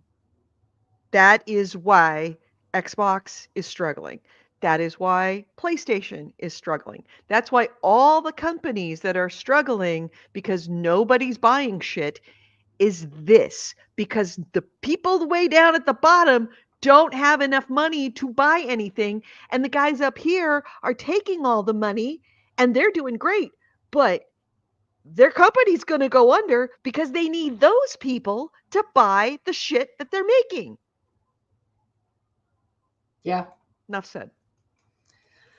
Well, And it'd be one thing if EA was just like knocking it out of the ballpark, but they're not. Not recently. Corey says, I was joking about selling my Vita. I am going to give it to my grandkids and tell them it's a Switch 2. Tell them it's a Switch? A Switch 2. I know. Nobody's ever seen one. None of them will ever see one in their lifetime. So you might as well. That's good. Speaking of EA, they have a game coming out early next year called Battlefield 6. You may have heard of this. It's part of a long-running series. Little game. Small indie. You know, they really need it to go right. Ars Technica has a really in-depth look at the development of this game. I read that. By the way, I did read that whole article. Now that I see that headline, I did read that whole article. Yeah, so the headline, it is very long. What is very, wrong with very AAA? long. The development of the next Battlefield has the answers. EA insiders describe stress and setbacks in a project that's too big to fail. So I want to go over this because this is fascinating. This is like the Jason Schreier level of in-depth reporting for a game. Why did this game flop? Why did it go so wrong? But it's coming before the game is out. Right. So basically, after 2042 came out. Wait a minute. Hold on a second. Man, we didn't check this before. What? Nick, your headset is not going through your head's microphone. No, it's not? No, I just realized that. They both say Corsair. Maybe there's just a lot of echo in your room. Oh, now you're muted. Test. There we go. Okay. All right. So now we can you're not echoing off your walls. Sorry about that, everybody in podcast land. I did not pick up on that. That is interesting because in the audio drop-down menu, those are the same options. Anyways, so yeah. After 42 came out, it massively missed its alpha target. They delayed the game a little bit, but that didn't really have anything. So after it came out and underwhelmed, a post-mortem was done. And that post-mortem concluded that the problem was in execution and not vision. So EA put in processes in place to identify milestones like the alpha to basically help the development of the next Battlefield game. And to do this, they brought in 3 people to kind of guide the next Battlefield. There was Brian Beattie, who was the general manager and had worked on Call of Duty and Warzone. Marcus Letho, the co-creator of Halo, was brought in to head a new studio called Ridgeline Games, which would work on the single-player campaign. And Vince Zampella, famously of Respawn, helped create Call of Duty, was brought in to kind of guide Battlefield moving forward. As part of this, the development team grew a little bit. It's not just DICE making the game now. It's several studios. But because executives were looking at this and they were like, okay, we want to make the next Battlefield stand toe to toe with Call of Duty and Fortnite. And so as part of that, they set a goal for what they want their player count to be for the next Battlefield games. They set it at 100 million players over a set period of time, including post-launch. So they're not saying we want 100 million players at launch. They're saying within the first X number of years, we want it to reach 100 million players. Which, if you're comparing Call of Duty and Fortnite numbers, you can see how they get that number. Mm-hmm. But that's not realistic for what they were doing for Battlefield. That's not realistic for Battlefield. For Battlefield, has existed. Exactly. Because has existed. Insider people have said that 2042 got 22 million players over that time period. And Battlefield 1, which is the most successful game in the franchise by numbers, achieved about 30 million over that same time frame.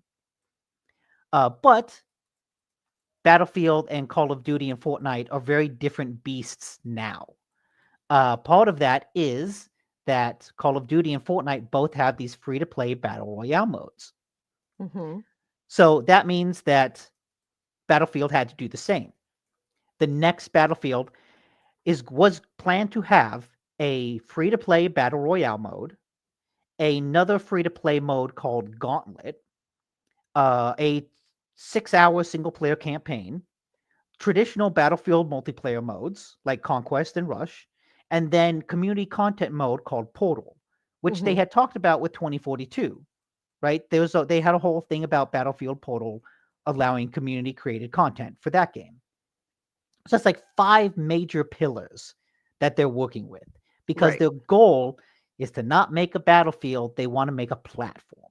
Mm-hmm. In the same way that Call of Duty has evolved over the years to become this platform that includes a yearly single-player campaign with multiplayer, with some co-op, zombies, and Warzone off to the side, and how Fortnite has evolved over time from a battle royale, from a base-building game to a battle royale game to a platform for user-generated content. EA wants to come out of the gate with all of those. Right.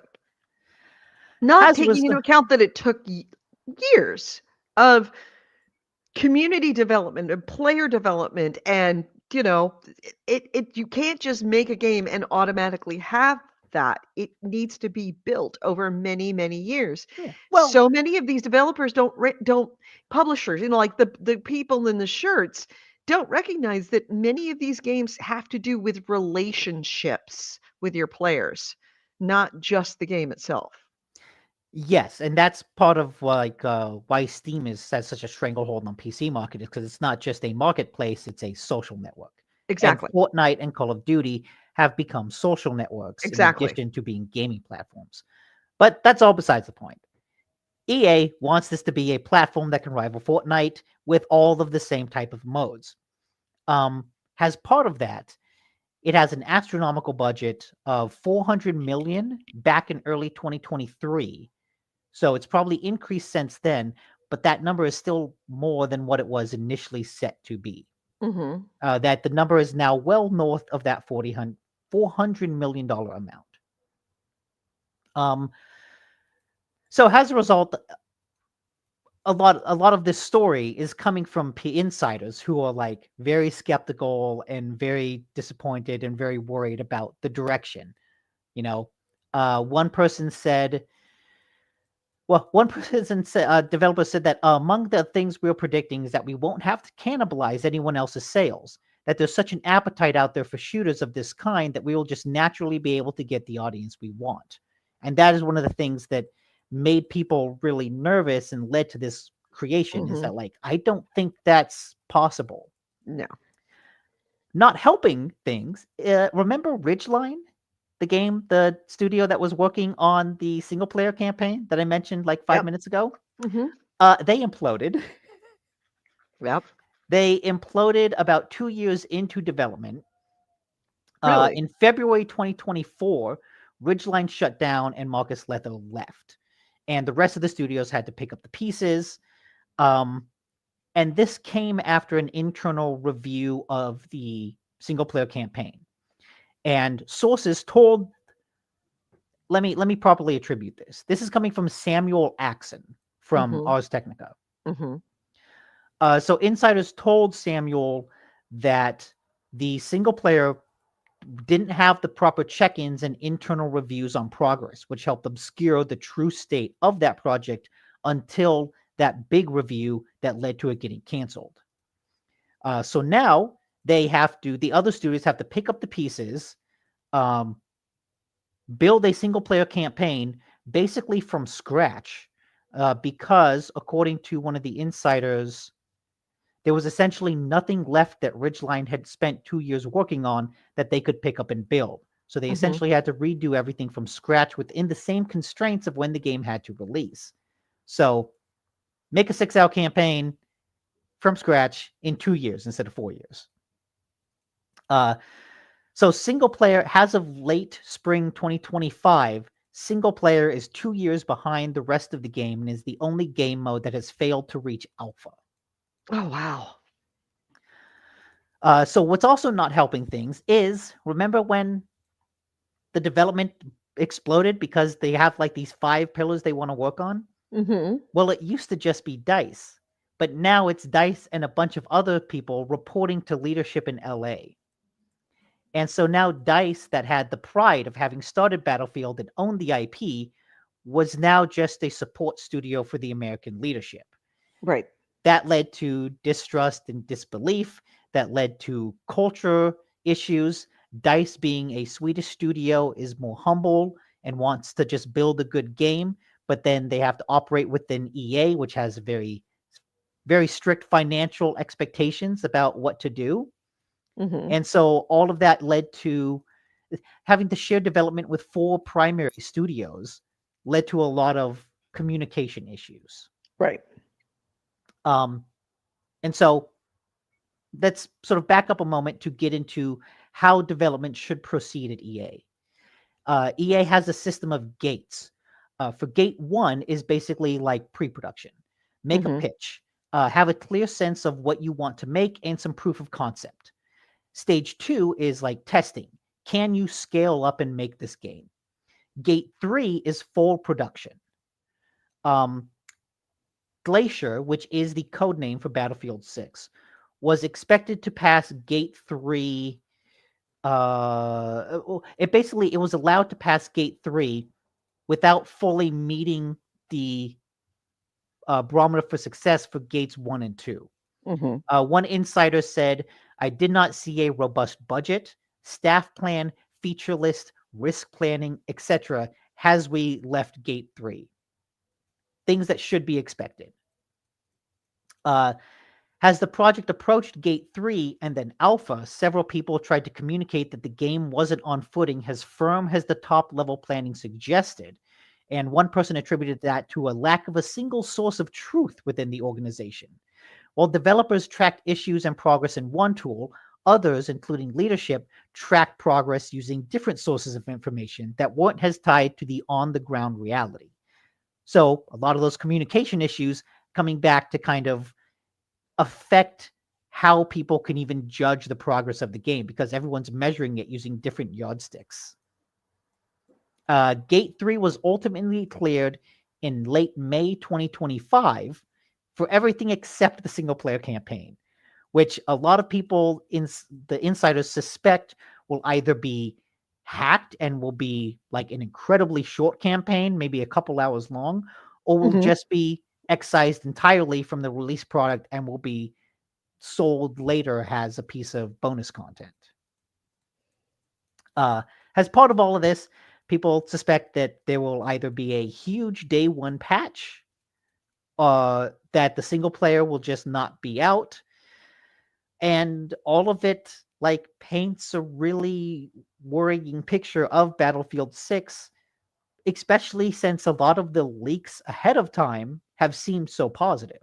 Like a lot of the video that has come out from alpha test has been like, oh wow, this game looks really cool. The destruction is back. It looks like what a Battlefield game should look like. They have the classes that everyone likes. It's a return to form in like the best ways. But now it seems like the ambitions might be a little too much.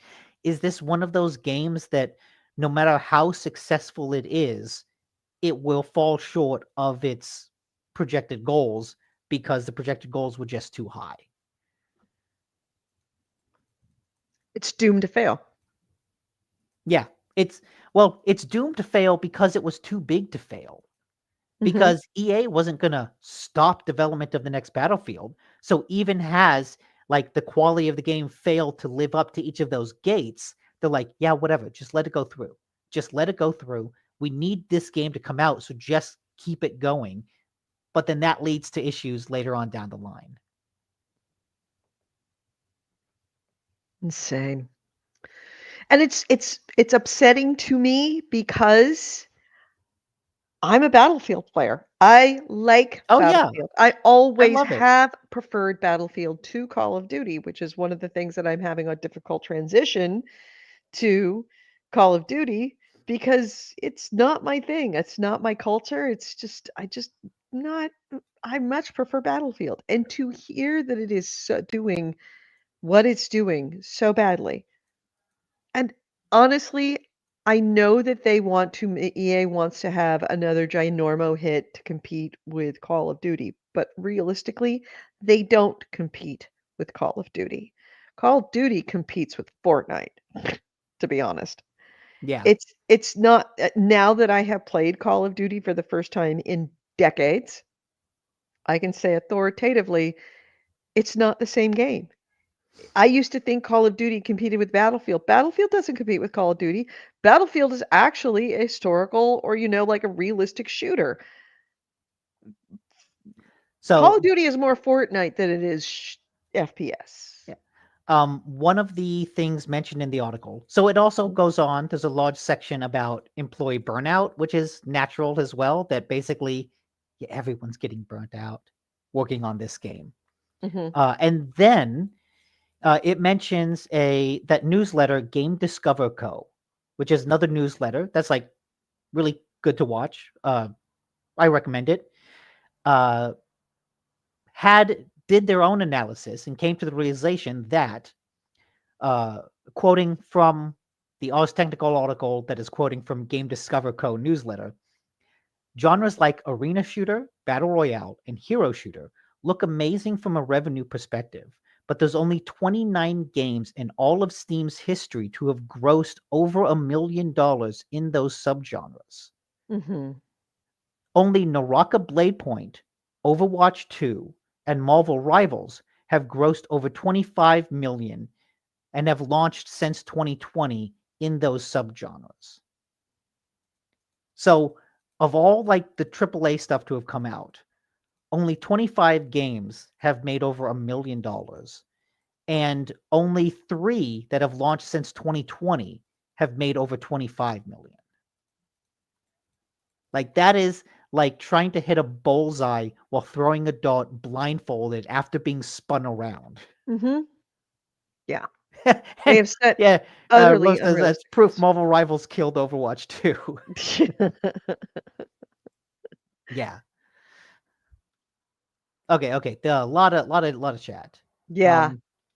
For that level of interaction, they need rabid bot-like fans of K-pop stars. Yeah, Battlefield needs to get some K-pop skins into their game, and maybe Speaking of they which, can get some people. Street Fighter 6, I think it's coming out, has aespa, which is a K-pop band, girl K-pop, as like characters. That's how you get the kids. Right. But if Battlefield brought in like BTC or aespa or Stray Kids, that would just it wouldn't be Battlefield anymore. It just wouldn't. Yeah, it might have the Battlefield maybe name on it, but it wouldn't be a Battlefield game. I mean, it would be a Battlefield game if I could blow up buildings and have them crush people underneath while I'm trying to protect a flag. That's all I need from Battlefield. That's true. That is a good point. I don't care what the art is. I don't care if I'm fighting aliens or zombies. I just want to bring a building down on top of someone. Yeah, and Andrew says, I can't wait to play Battlefield 6 with my closest 99 million friends.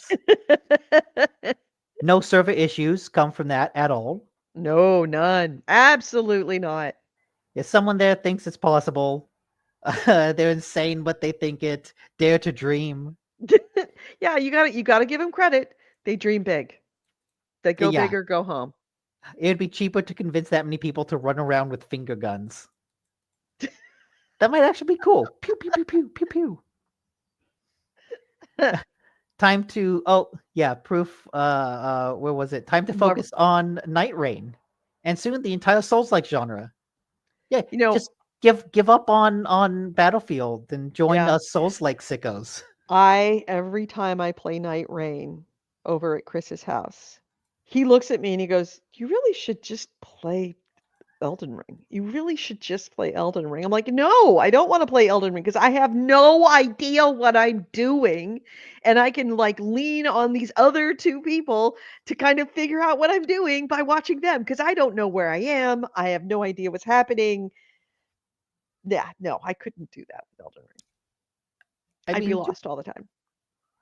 That's kind of the fun of any Souls-like game at first, is because you're entering a weird new world. It's got weird weapons. It's got weird stats. I don't know what these fucking stats. I assume, health, sure. Then you got dexterity. I got some sense of how this stuff works, but I don't know for sure. And like the world is weird. I don't know the layout of these places, but I'm gonna go explore. And then I'm gonna die, and I'm gonna come back, and I'm gonna explore some more. And like over the loop, you come to figure out what you're doing. Chaos says, Edie streaming and recording and then posting all her runs on the channel. Let's go. No, let's not go. No go. Not happening. I have a hard enough time playing it in the room with Chris, seeing how like I die so repeatedly. But I keep saying to myself, it's Elden Ring, so me dying is part of it. Yes. Yes. But I also know, and also there's no chat in game, so I can't hear the people swearing at me about what the fuck is this person doing? Doesn't she know how to play her character? Or I should say he, because everybody thinks I'm gamer Eddie. There's a video playing all the Souls YouTube. games. He says no. No. Where is it? No, I'm not playing all the Souls games, much less any of the Souls games, with the exception of Night Rain. We will start you on Dark Souls.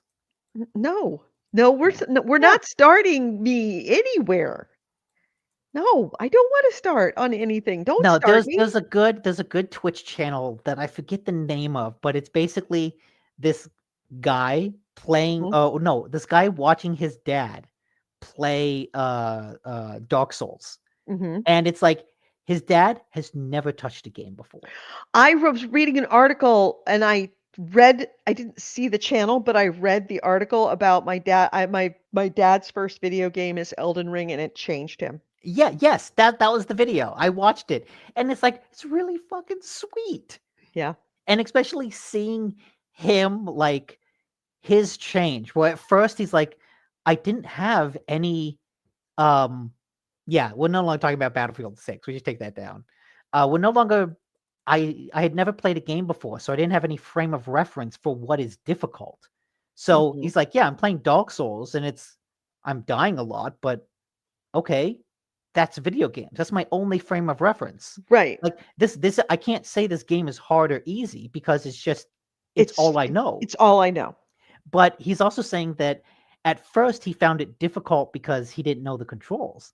And he's like, oh, I keep messing up. I don't know what I'm doing. But then he's like, oh shit, as I went along, I started to have expectations of myself. Oh, I should have hit him then. I should have jumped. It's like, oh, now I know the controls. I should have done X, Y, or Z. And yeah, it's like as he goes along talking about it, it's like, oh yeah, killing my first boss, that felt really, really good. It's like I felt like I had really accomplished something, and it was like fulfilling. So it's a really sweet video, and I'd recommend if you can track it down. I will watch it when we're done. Chaos says Dark Souls 1, 2, and 3, then Sekiro, then Bloodborne, then Elden Ring. Then we go back to Night Rain after her training arc. No. How about this? We just play Night Rain together, and you show me how to play it better. Help me get good. Andrew, I think we have to get her good at Night Rain, because then she'll go play Elden Ring. Absolutely. If she's comfortable in Night Rain, she will go to Elden Ring. Exactly. That's exactly the point. Chris keeps saying, you should go play Elden Ring. It looks exactly the same. I'm like, yeah, but I'm going to be alone and absolutely lost. As opposed to here, at least I can chase somebody, and I could, lean on them to help kill the boss. And I'll just go over here and just keep shooting arrows. Andrew makes a good point. Content. But also, I would say that, like, hearing you talk about why you don't want to play Elden Ring. Chaos says she will immediately jump to her death in Elden Ring repeatedly. That's true, because Elden Ring has fall damage. You can't lose souls when you don't have them. No, also Elden Ring has fall damage, and like Night Rain, everyone's just chucking themselves off cliffs. Oh God, yeah, that's the best thing about Night Rain is jumping off a cliff into the lava and then jumping out of lava. Oh yeah, and Koi says I quit playing Elden Ring at the first boss where you couldn't kill it without having a certain item. I don't know what that boss is. He says he was like, fuck this because of that. Yeah. No, basically, hearing you talk about Elden Ring. No level challenge run. Yeah, for the win. Yeah. It sounds like But not on purpose, fuck you. Its reputation precedes it. Right? You're like, I don't know what I'm doing. I don't know where I'm going. I'll die. I'm by myself. I don't know what I'm doing.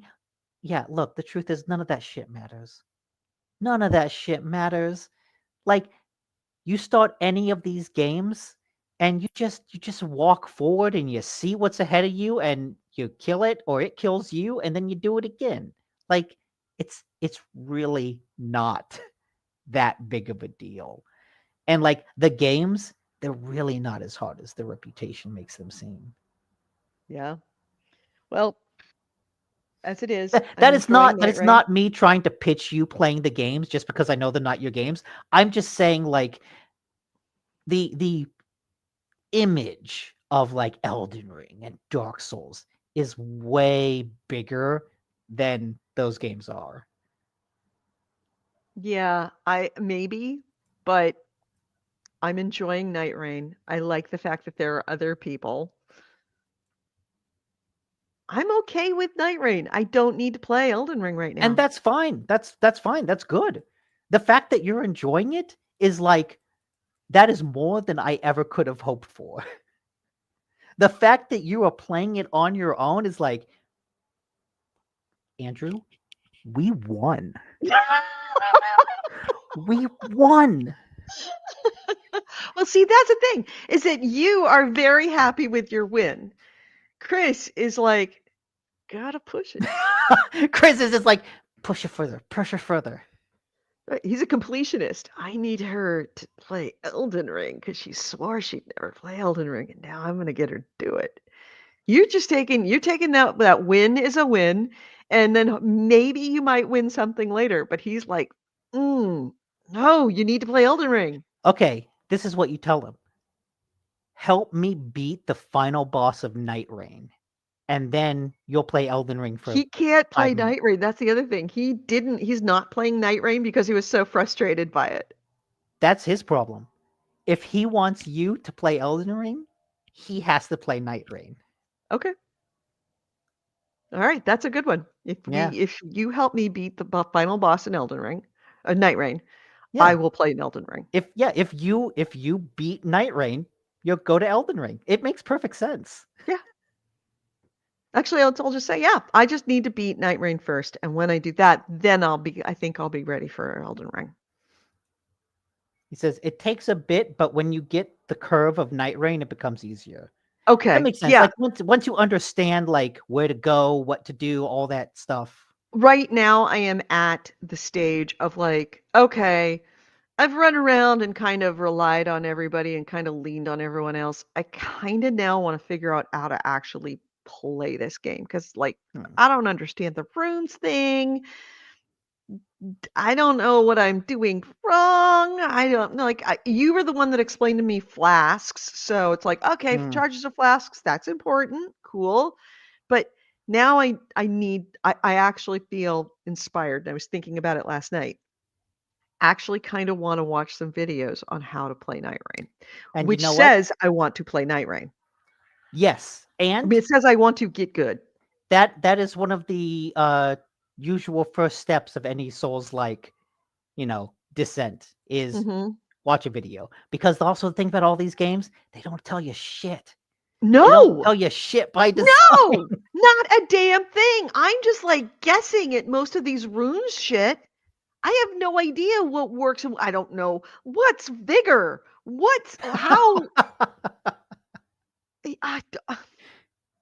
So I don't. Yeah, and there nowhere is there even any like wiki in the game. It's like you literally have to go somewhere else, and hopefully somebody else has figured it out and they can explain it to you. Yeah. Yeah, AC. Even the story is hidden in the item descriptions. Yeah. These are the first steps into addiction. Let's go! Well, I mean, it would be nice to be addicted to a video game.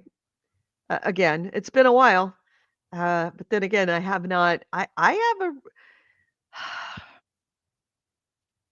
really am looking forward to this table being here. Because when this table is here,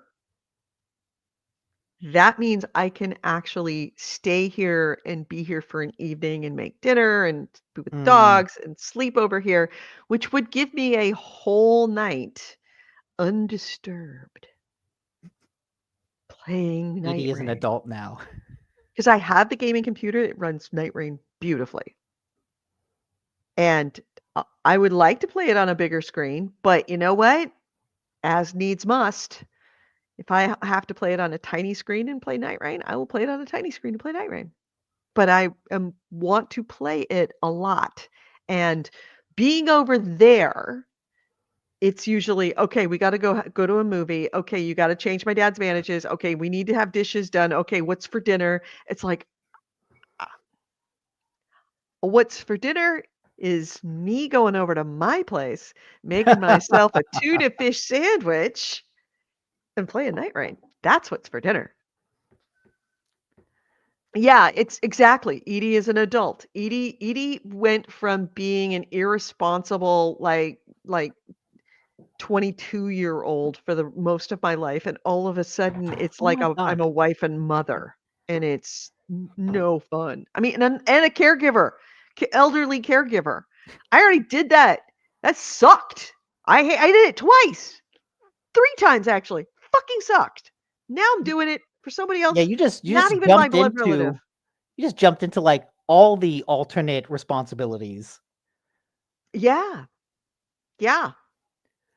Hey, can you go in there and talk to her about boys? I'm like, no, I cannot. Am I getting the right maxi pads for? I don't know. These are the questions I'm being asked. Yeah, Corey says you're doing it wrong. You got to start with Elder Scrolls and then go to Dark Souls. No, I did do Elder Scrolls. I'm fine. You have to finish it. You have to finish ESO. There we go. Podcast ends early. We go to Night Rain. You want to end the podcast early? We go to Night Rain. I mean, we have been talking. It's been 2 hours. Yes, I did hit all my big stories. I hit all my stories. Did you have something that was a nice story that we were going to end on? Yes, I did. I did. Oh, which was Kotaku. Kotaku got sold to the owners of Gizmodo. Oh, okay. Good. For like backup, Kotaku, all of these like Geo Media sites were owned by Geo Media, which is just an absolute shitheel of a company. Just the worst like vulture capitalist pieces of shit you could come across. So yeah, fuck Geo Media. Right. Everyone that knows Geo Media says fuck Geo Media. If you work for Geo Media, fuck you. You're an asshole.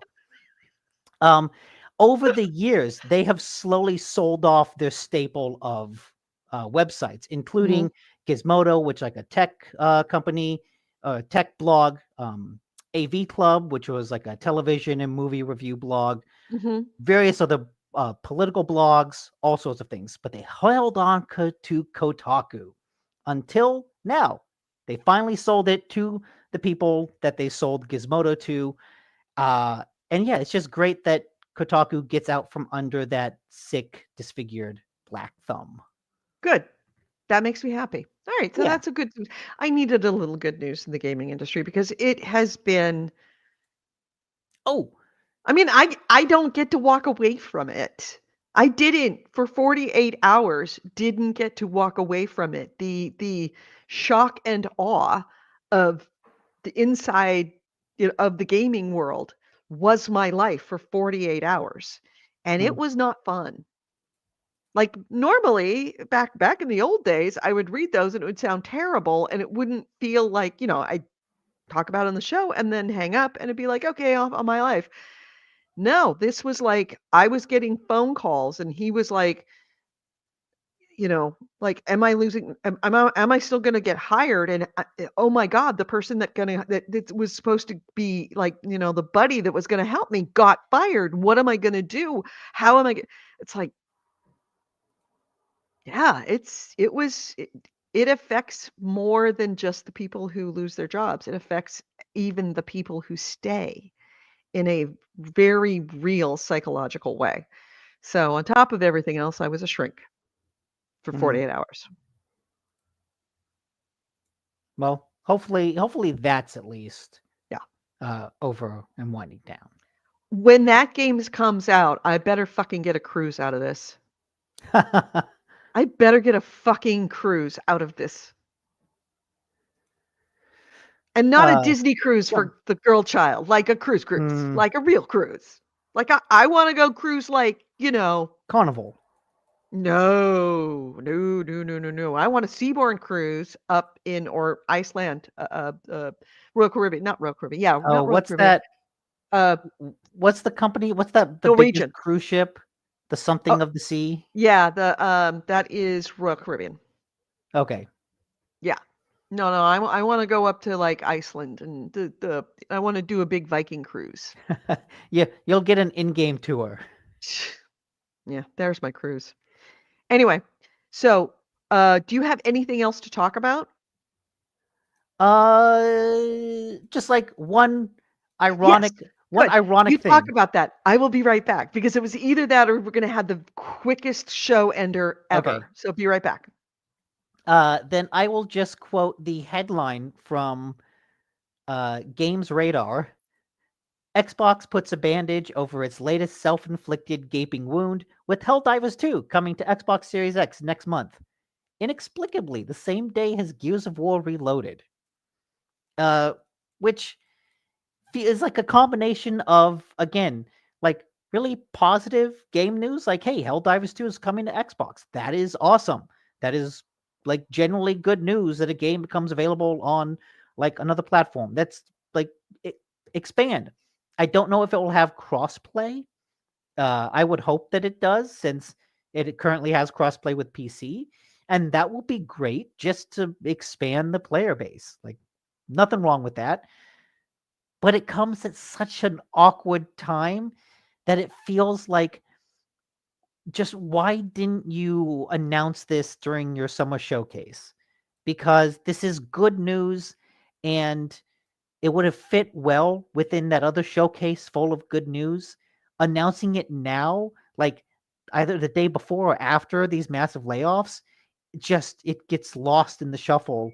And even people who would be happy by it, it's kind of poisons the good feeling. And then to put it out at the same day as Gears of War Reloaded. Is it Reloaded? Yeah, Reloaded. Like, hey, those are two kind of big multiplayer shooters. I know one's more live service than the other, but still, you don't want them to cannibalize each other. You would like each one to stand on its own. And also, like, for all the talk of Xbox games going to PlayStation, I feel like, just from a psychological console war standpoint, they should have made a bigger deal out of this PlayStation game coming to Xbox. I feel like that would have done something to kind of alleviate a lot of the hardcore Xbox fans' worries and fears about it. Just that, hey, look, their games are coming over here too. But no. Either way, it is coming out. I never actually said the date. August 26th. Helldivers 2 will be available on Xbox consoles. And that is cool. Yeah, that's kind of all I had though. Let's see. Since she's not back, let's jump through Discord to look for something.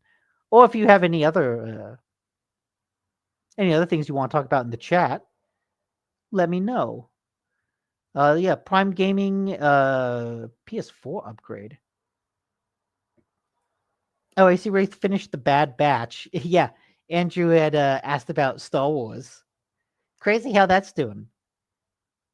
Crazy how it's not doing anything. There is no Star Wars. It's like a dead franchise at the moment. How is the Bad Batch? I've heard positive things about it, especially if you are a fan of Clone Wars. Then you'll really, really enjoy the Bad Batch. Summer Games Done Quick starts today. Oh, that's cool. Yeah, that goes from the 6th to the 13th. Is there nothing? I haven't been paying attention anymore. I believe there hasn't been anything. What's the last Star Wars thing to come out? Oh yeah, Andor finished. Andor was actually really good. Although, oh man, I don't think I talked about this on the podcast. I talked about it with the Edie, and we had a good time riffing on it. But I kind of have an issue with Andor because Andor is too good. It's too smart of a show.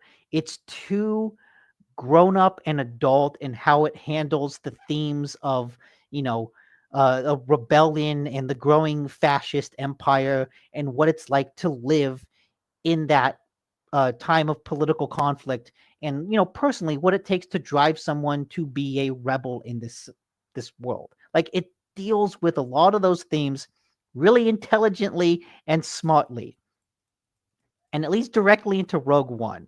Andrew asked about Star Wars. Oh my god, she heard Star Wars and she just fucking bailed.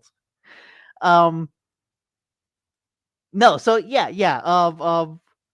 My issue with Andor is that it's too good. And it leads directly into Rogue One, which is like the darker Star Wars movie, but it's still kind of fun. And it's so weird to go from Andor. The last scene in Andor is like big and dramatic. And then you get into Rogue One and it starts with this like big, epic orchestral music. It's like, wait a minute. This music does not fit Andor.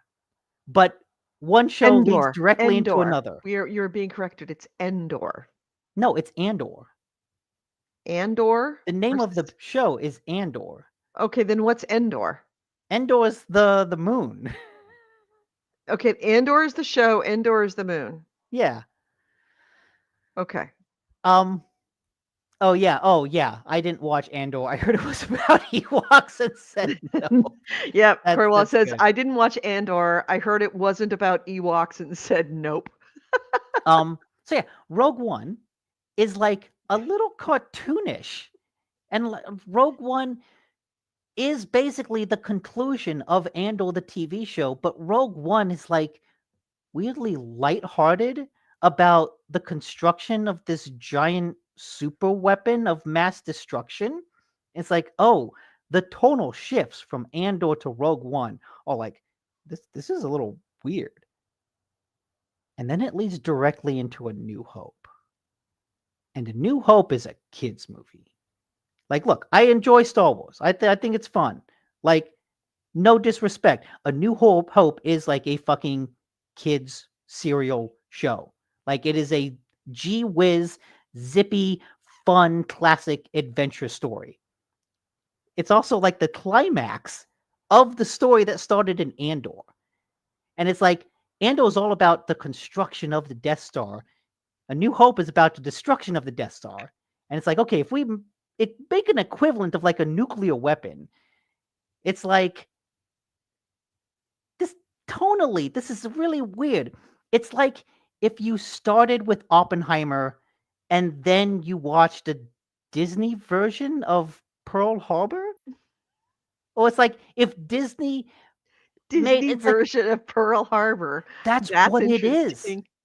It's and this is what I said that got me and Edie riffing. But like A New Hope treats the destruction of a planet. I forget the name of the Tatooine. planet. No, planet gets blown up. It's Leia's home planet. Yes, Alderaan.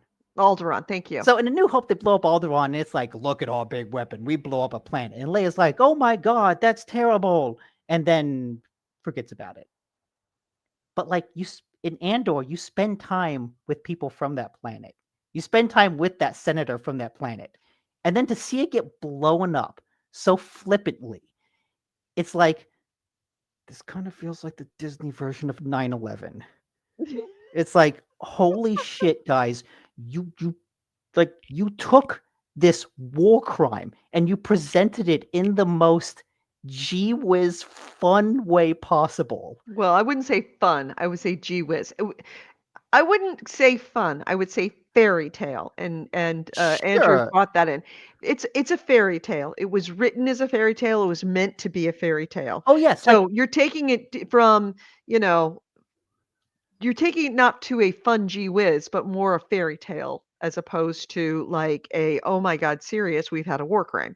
sure. And yes, Andrew's right. It's almost like none of this was planned and built over 50 years, but that's what makes it so interesting because it started as a franchise that was like meant to evoke the children's serials that Lucas grew up with. Damn, but Corey Walker says, damn, Alderaan got blown up. Spoilers, dude. don't worry, no one cares about it in the movie. No one cares. That's right. It gets cloned up. But It's like, in the first 10 minutes, dude.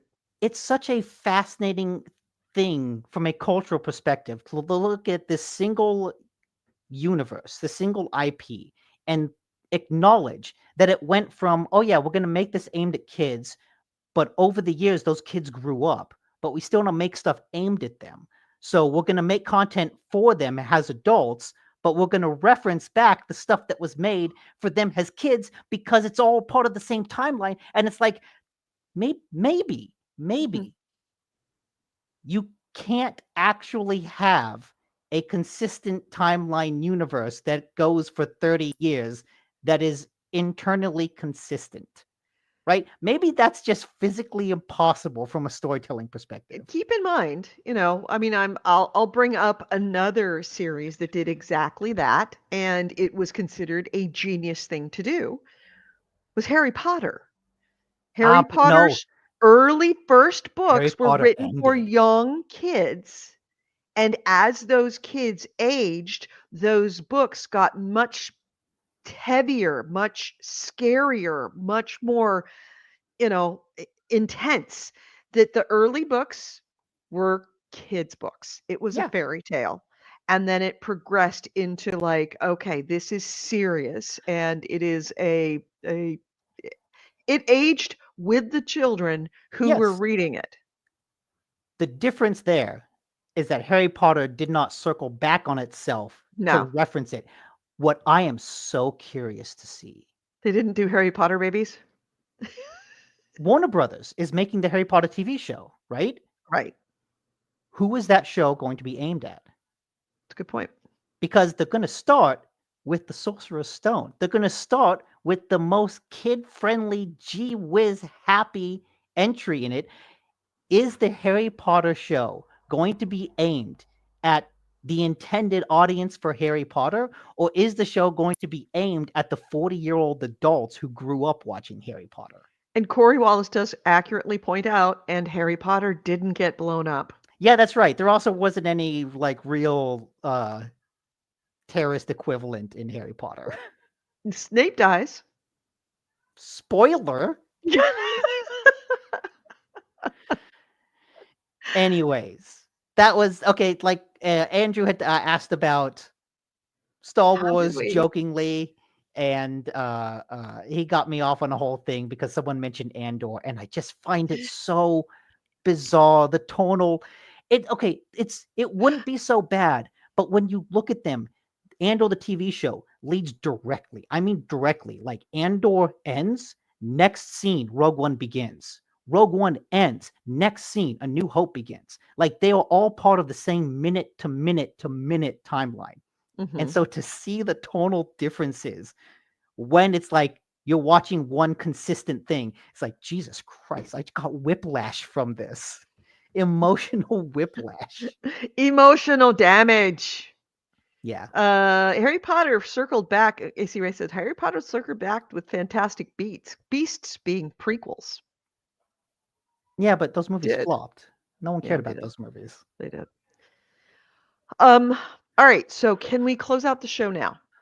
Yes. I really want to play some Night Rain. Yeah. All right, so good show, man. There was a lot to talk about, and we talked about it a lot. Yeah. All right, so let's close this out. You've been listening to GameHounds episode 700 and where is it? 85. We recorded this on Sunday, July 6th, 2025. I've been Edie Sellers. With me has been Nick Dino Cola. Games. Comic book stuff. They're still chalking in the chat room. Ways to get a hold of us. GameHounds.net is our website. GameHounds@gmail.com is our email. We record this show live every Sunday at 2 p.m. Pacific, 5 p.m. Eastern here on YouTube, on Twitch, and on Facebook. On YouTube, we are GameHounds Vids, all one words, as in videos, VIDS, GameHounds Vids. On Facebook, we are / the GameHounds, and on Twitch, we are the GameHounds. Please feel free to join us at any of those places. We would love to have you in the chat room. Random Rick Hughes, thank you for being here. Corey Wallace, thank you for being here. Bitters, thank you for being here. AC Wraith, of course, thank you for being here. All of the people that I can't, of course, Chaos, thank you for being here. All the people that I might have missed, thank you so much. If I didn't see you or didn't see you in the chat room, thanks for being here. Hope to see you again next week. We will be releasing this show as a podcast, as we always do, on iTunes, iHeartRadio, all the places that you can get podcasts. But iTunes is really the best place to do it. You can find us under GameHounds Podcast. And if you're listening there, please do leave us a review. It very much does help, even if it's a bad one, even if it's just constructive criticism. We would love to have it. We would like to see your feedback, and it does help others find us, because we've lost a lot of listeners over the years moving around. So it'd be nice to have somebody see us on the front page and go, hey, they're still around. I should listen to them again. So help us do that. Help us find all of our little lost sheep by leaving us some feedback in iTunes. And if you are listening live, please hit the like, hit the subscribe button, hit the plus button. Give us a little bit of love. It also, again, does very much help. We are Patreon funded. If you would like to help us, $1 a month is all we ask. Patreon.com/GameHounds. And thanks again to AC Wraith for being our league bitch. You are, as always, a wonderful human being for doing that. Bless your heart. And we wouldn't be able to do the show as well as we do, which isn't very well, without you. So have a great week, everyone. We'll talk to you next week. Bye-bye. Bye.